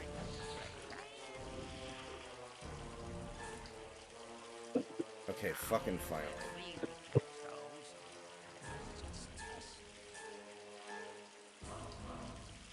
Cool. Oh, great. Now I have to do this shit again. Come on. Come on. God fucking cock-sucking. That is really starting to piss me off because I can't get the rhythm of it. I don't know if there's something I'm not doing.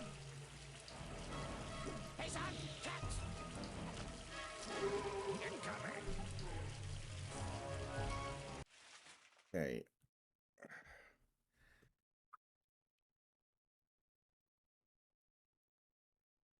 I used to.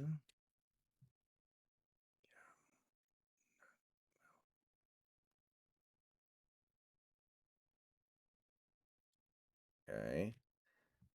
Okay.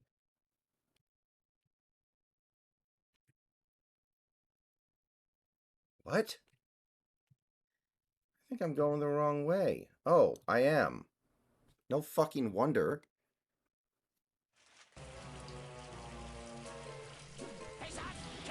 Well, at least I basically have infinite lives.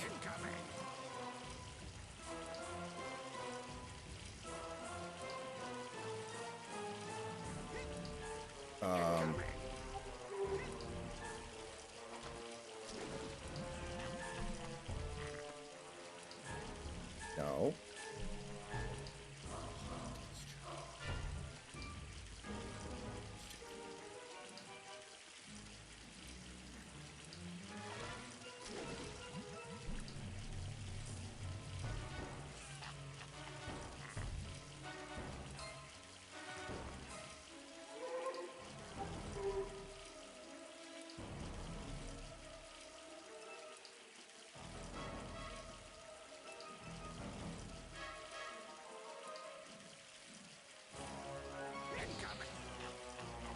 Okay, I think I know what to do.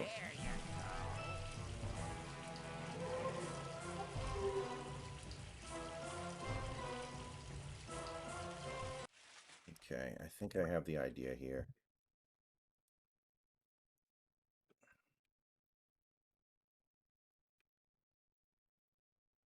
Wait, what? How did he do that? How do you pull yourself up? I didn't know you could do that. No, that's not it.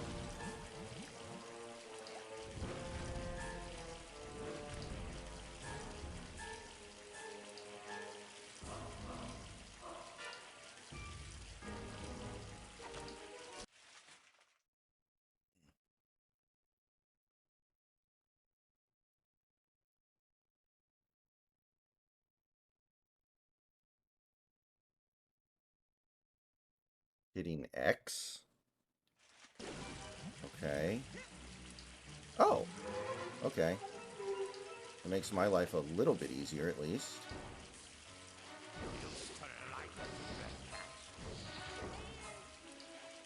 Man, I did a lot of extra work when it was all that simple the whole damn time. Cool.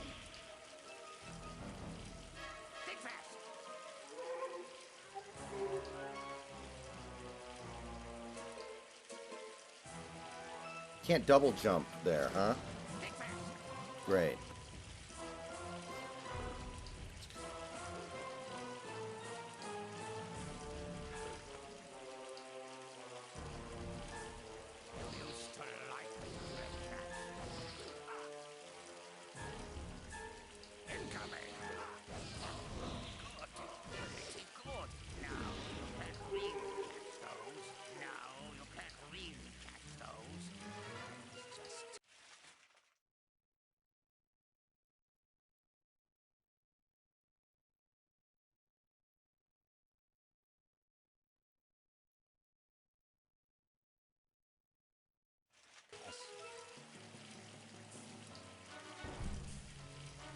There we go.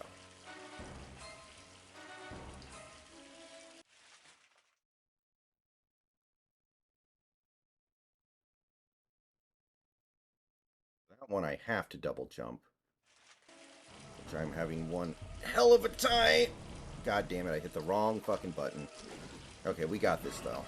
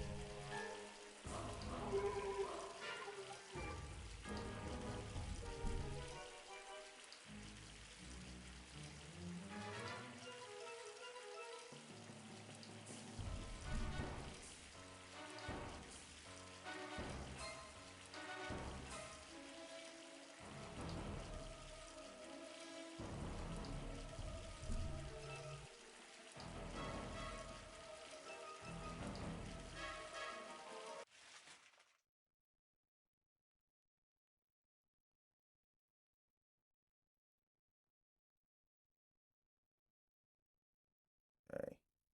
Pretty sure. Yeah, okay.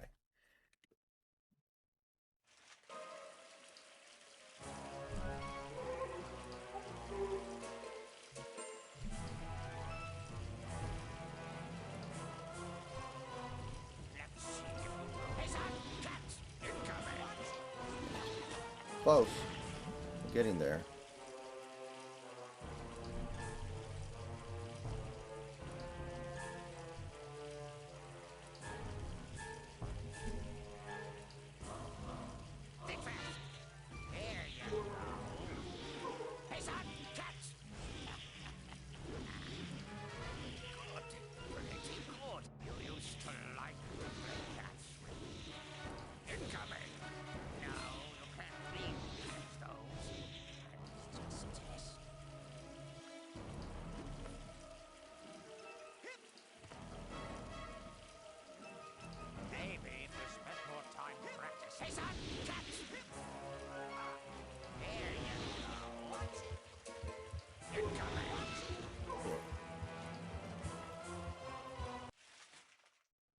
All right.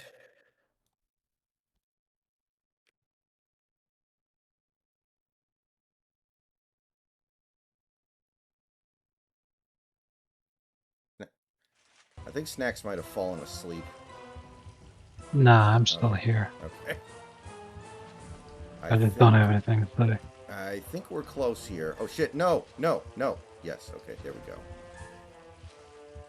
Don't have time for the controls to shit their pants.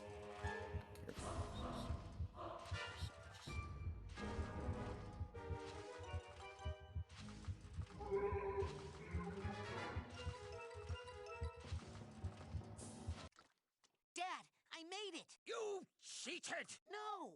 I used the acrobatics you taught me. Don't lie to me, cheater.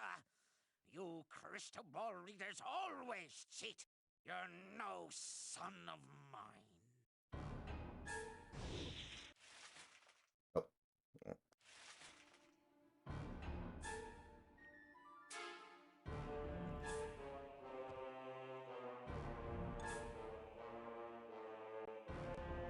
Ollie, are you okay? All right. Where's your dad? I think this has got to be the final bosses. He did what? Uh-oh. Somebody's going to get grounded. Make that ground.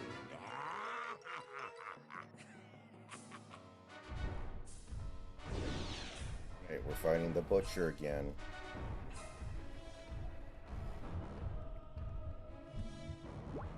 Oh, Snacks, I wanted to ask, did you see the Snoop Dogg stuff? Did you see the Snoop Dogg stuff? No, I didn't. Well, you know he's been one of the biggest voices against Donald Trump for the last 8 years, right? Yeah. Well, a few days ago he came out and said that he's actually going to support Trump this year, and that he That's actually pretty really funny. likes him. I don't know what really happened, but Yeah, figure it out. You tell me. Pretty much. Come here, little bunny.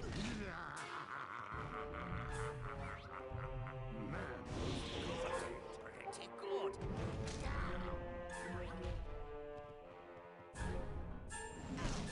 No, you can't really catch those. I was just testing. Bunny, bunny, bunny.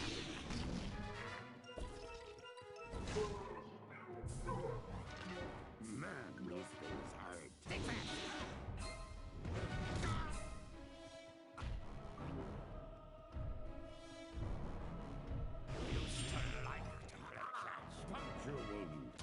Okay, well that was easy, but there's no way that's the final boss. I'm not stupid.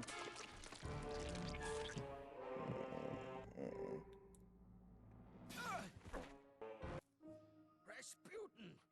I see your skull is as hard to penetrate as ever. Dad! What is your brain doing out here in this tank with this other brain? And who are all these unconscious people? What have you gotten yourself involved with, psychics? He's been cavorting with filthy, cheating psychics. Is that really?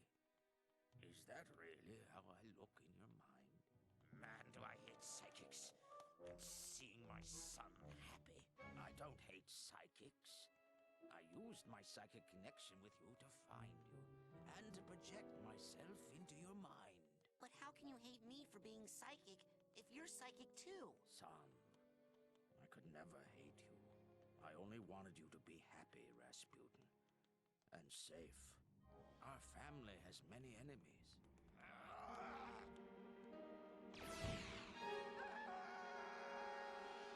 I have a lot more hair than that. Now, son, we have to carefully unweave your psyche from that other brain. We don't want anything bad to happen while your mind is in this tangled state. The damage could be permanent.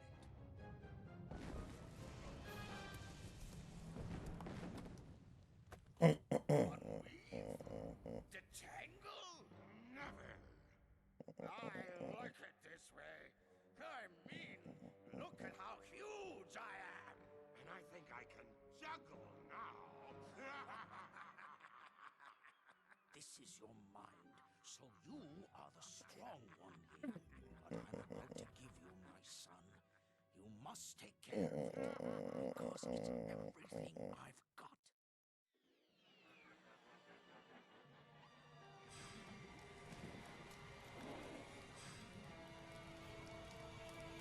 All right.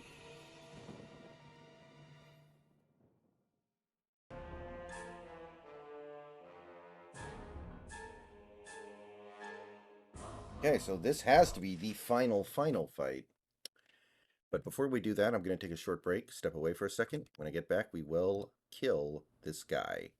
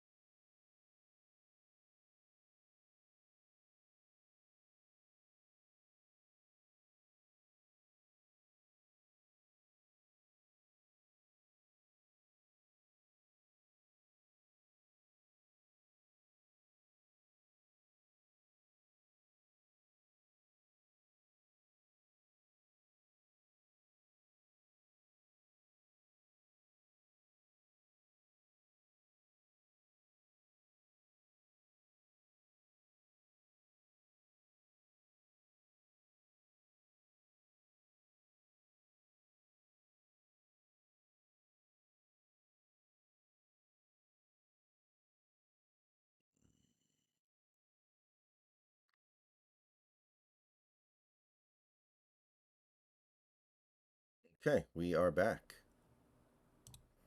And now we fuck him up.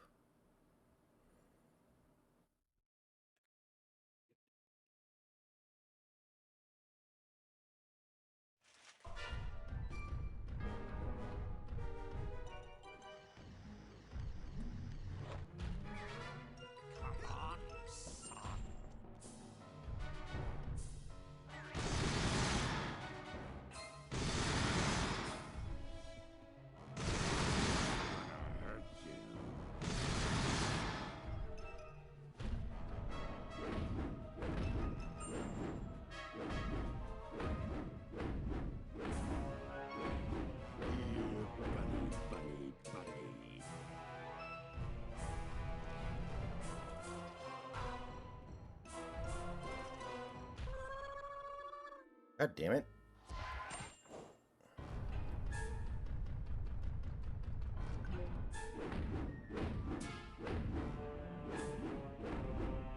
I'll show you my new sunglasses and whooping stick.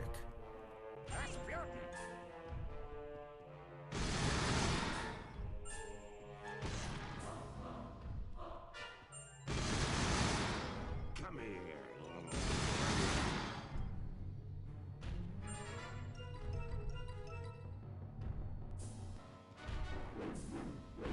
Come here, buddy.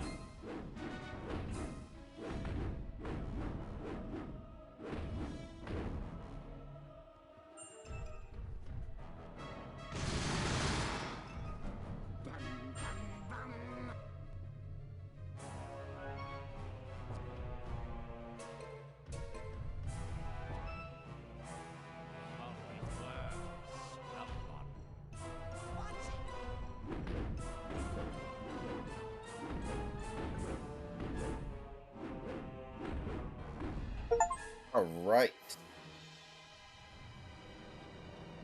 Well, that was an underwhelming final boss, I have to admit. That was trivial. I'm just gonna say it. That was a very trivial boss fight. But the level was the real boss fight, and I can respect that. All right. We did it, people.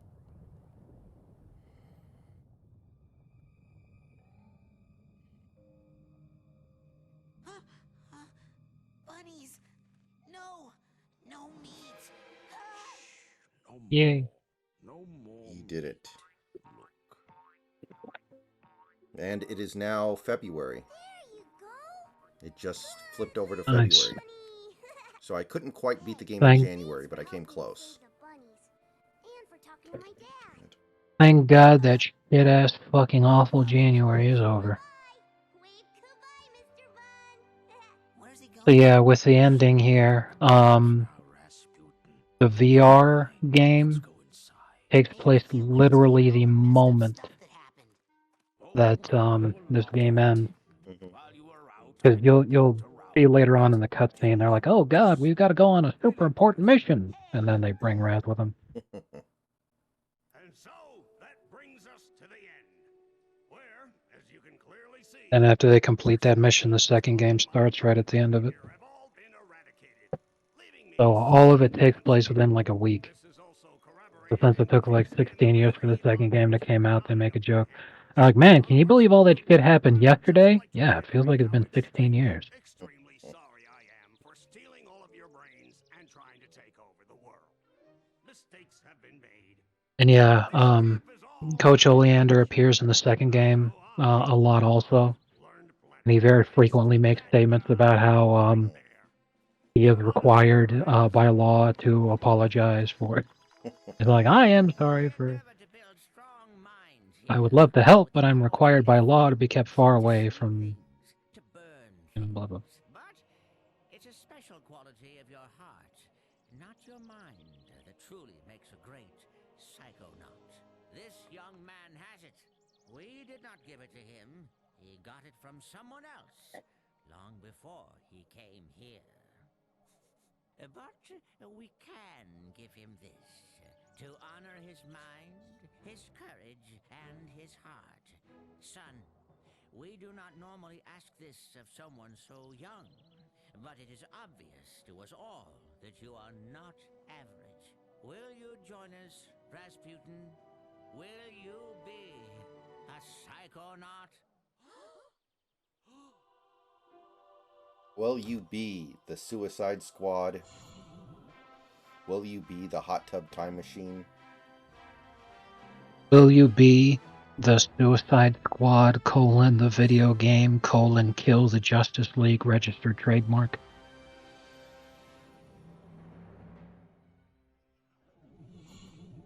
I bet you didn't think that's what Raz's hair looked like. He's a ginger. So he has a mind, but he doesn't have a soul. Yes, and the very unfortunate thing is that Lily is dyslexic.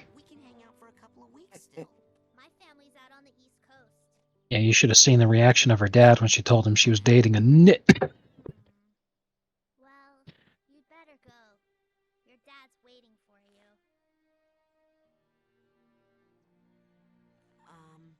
Well... Bye.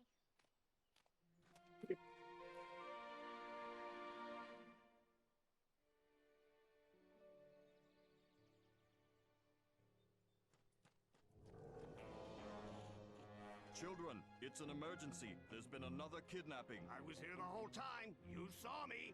No, this time we know who it is, and that's what scares us. Who was kidnapped? Truman Zanato, the grand head of the Psychonauts. Grand Wizard? Sir, can you teleport this many of us back to headquarters? Basically. Lily's dad. Oh. Guess we're taking the jet.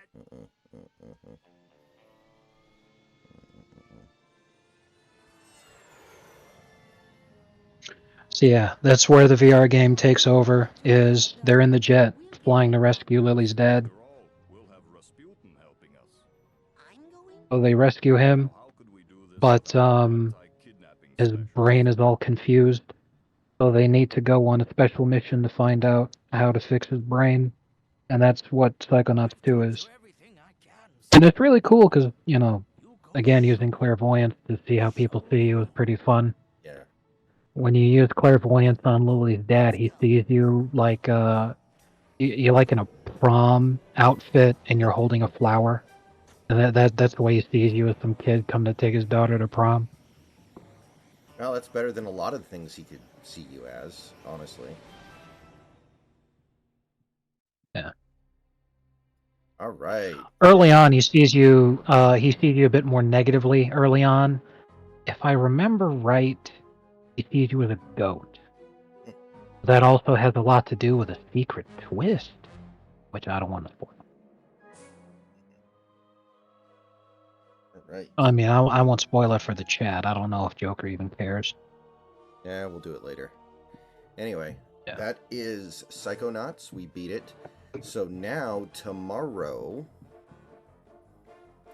Thursday. Gotta finish, I'm gonna try to finish Devil May Cry, which I think I can do. Oh, Colleen O'Shaughnessy voiced Crystal Flowers. Wow, I actually know her. She was Sora in the Digimon Adventure dub. And she also was Akane in Persona 5 Strikers.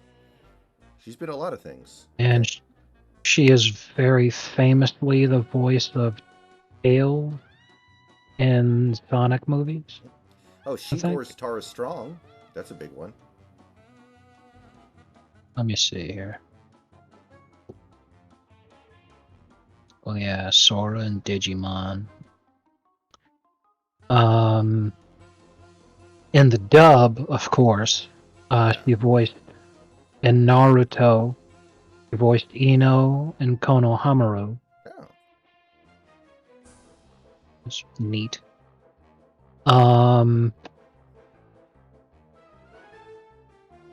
Video games. Yeah, she's Akane in Persona 5 Strikers, I think.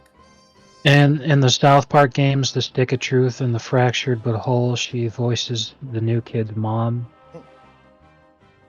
In the Sonic the Hedgehog series, she's been the voice of Tails since 2014.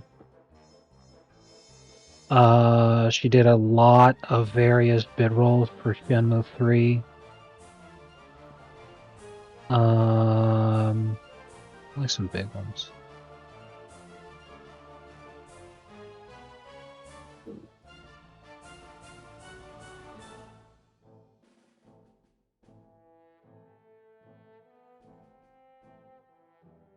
Pretty much all the big ones. Mm-hmm. Well, she definitely gets work. That's what's important. Mm-hmm.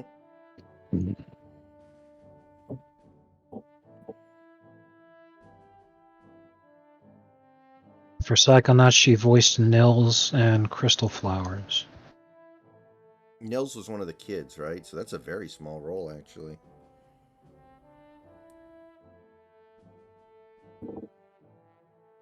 Yeah, Crystal and Clem are the upbeat cheerleader people, I think. Mm-hmm.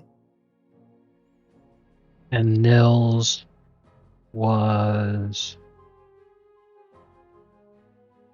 the kid who he's like a ginger with his hair makes him look like a penis head. In what? What was that? And Psychonauts. Mm. Nils was redheaded. Oh, And like okay. very gingery, like actual. Looks like an actual IRL ginger, not exaggerated artistic style red hair, or it's like dark crimson shit. No, actual orange hair ginger.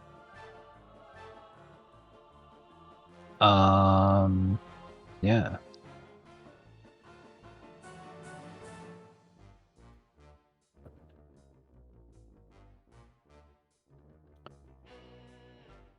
Man, I really wish Miami won the finals in 2020. LeBron having another ring is excruciating. It really sure is. is. No matter how much of an asterisk that fucking ring is, I would much rather Miami have the asterisk ring than LeBron. I say all that just because I'm tired of people being like, LeBron's the GOAT. I'm like, dude, he's not even the GOAT of his own team. Are you shitting me?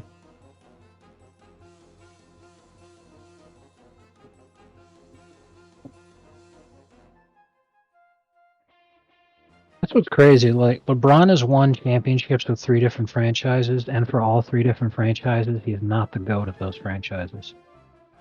So it happens when you don't Wade's the stay there GOAT of that the long. Heat. Exactly. Wade's the GOAT of the Heat. Kobe's the GOAT of the Lakers. And Zydrunas Ilgauskas is the GOAT of the Cavs. And there's just nothing you can do about that. People be like, well, LeBron brought a ring to Cleveland. It's like, no, Kevin Love brought a ring to Cleveland. LeBron only brought 3/5 of a ring. LeBron being in the NBA is still excruciating. Yeah, I completely agree. Like, he's got to stop juicing, man. It's so upset. Makes me so upset. That first LeBron to Bronny alley-oop is going to hit different next year, though.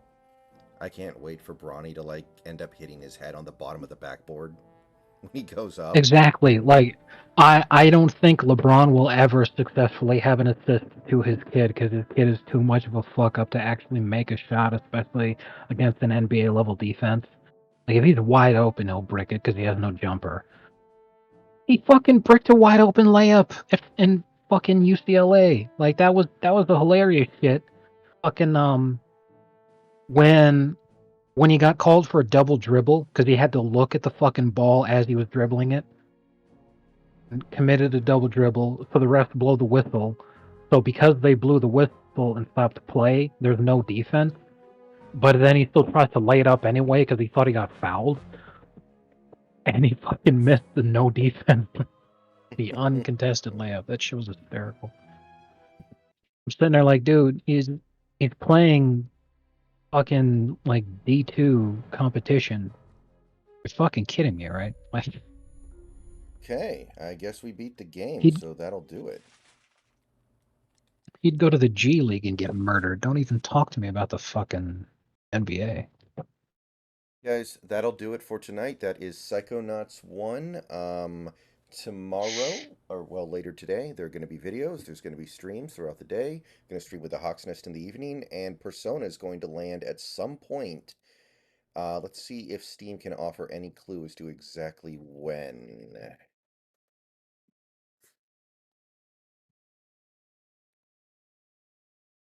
20 hours. So that means it does drop at 9. Okay. Okay.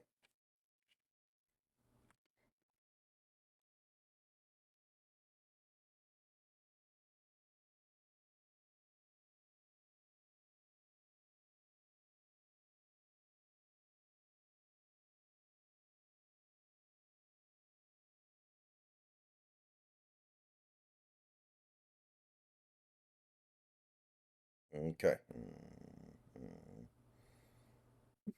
Beautiful.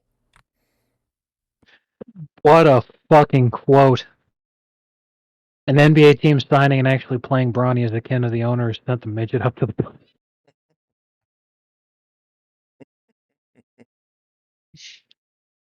Well, you're right, because it would be a gimmick specifically to attract people to watch the games, because sign Bronny and you get LeBron too. Like, I'm reasonably sure LeBron's a free agent this summer, right? Yeah, I think so. That way he can You go know, to any team that drafts Bronny. Although at this point, exactly. I don't know if that's realistic. It is extremely clear. It is extremely clear that LeBron is done in LA after this season. Because like the trade deadline hasn't happened yet, so everyone's still thinking the Lakers are just one big trade away from competing. But like Lakers fans have actually got themselves deluded to think that they can make the Western Conference Finals again because they did last season. But they went up against the Grizzlies in the first round, who didn't have John Morant because of the suspension. Plus, the team was already broken because of that suspension, and a shitload of dudes left in free agency that summer. So, like, the team was basically defunct. Then they make it to the second round. They play the Warriors, and while still decent, that Warriors team spent their life force just to get past Sacramento. That Warriors team was on its last fucking legs, and we are seeing that this season because they're absolute fucking shit this year. They spent their life force just to make it that far. And then they go up against the first good team that they faced, and they got raped by Denver. It's like, if you didn't luck in both of the series that you guys got to play, you'd have lost in the first round.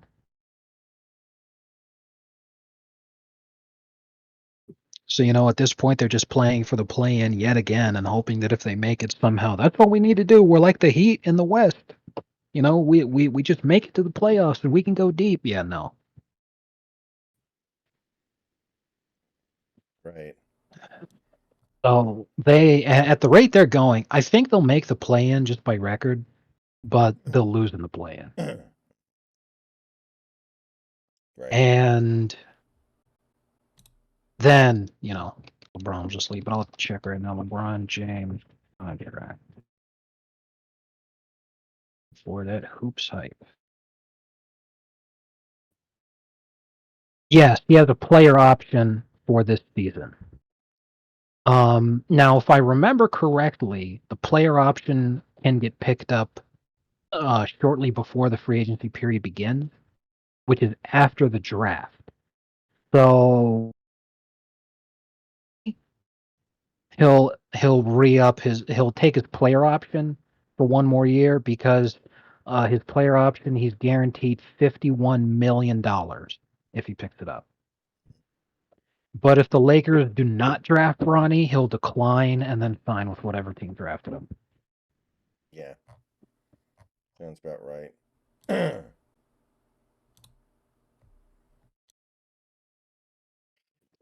So I think because the Lakers, like their future is basically busted, and they have no real hope whatsoever, I think they'll just draft Bronny to make LeBron happy. And LeBron will be happy about that because he'll pick up his player option where he'll get way fucking more money than signing with another team. Right. And then he'll call it a day, and the Lakers will just be fucking toast afterward. All right, guys. I am going to go ahead and get out of here. Thanks for coming out. See you guys tomorrow or later today.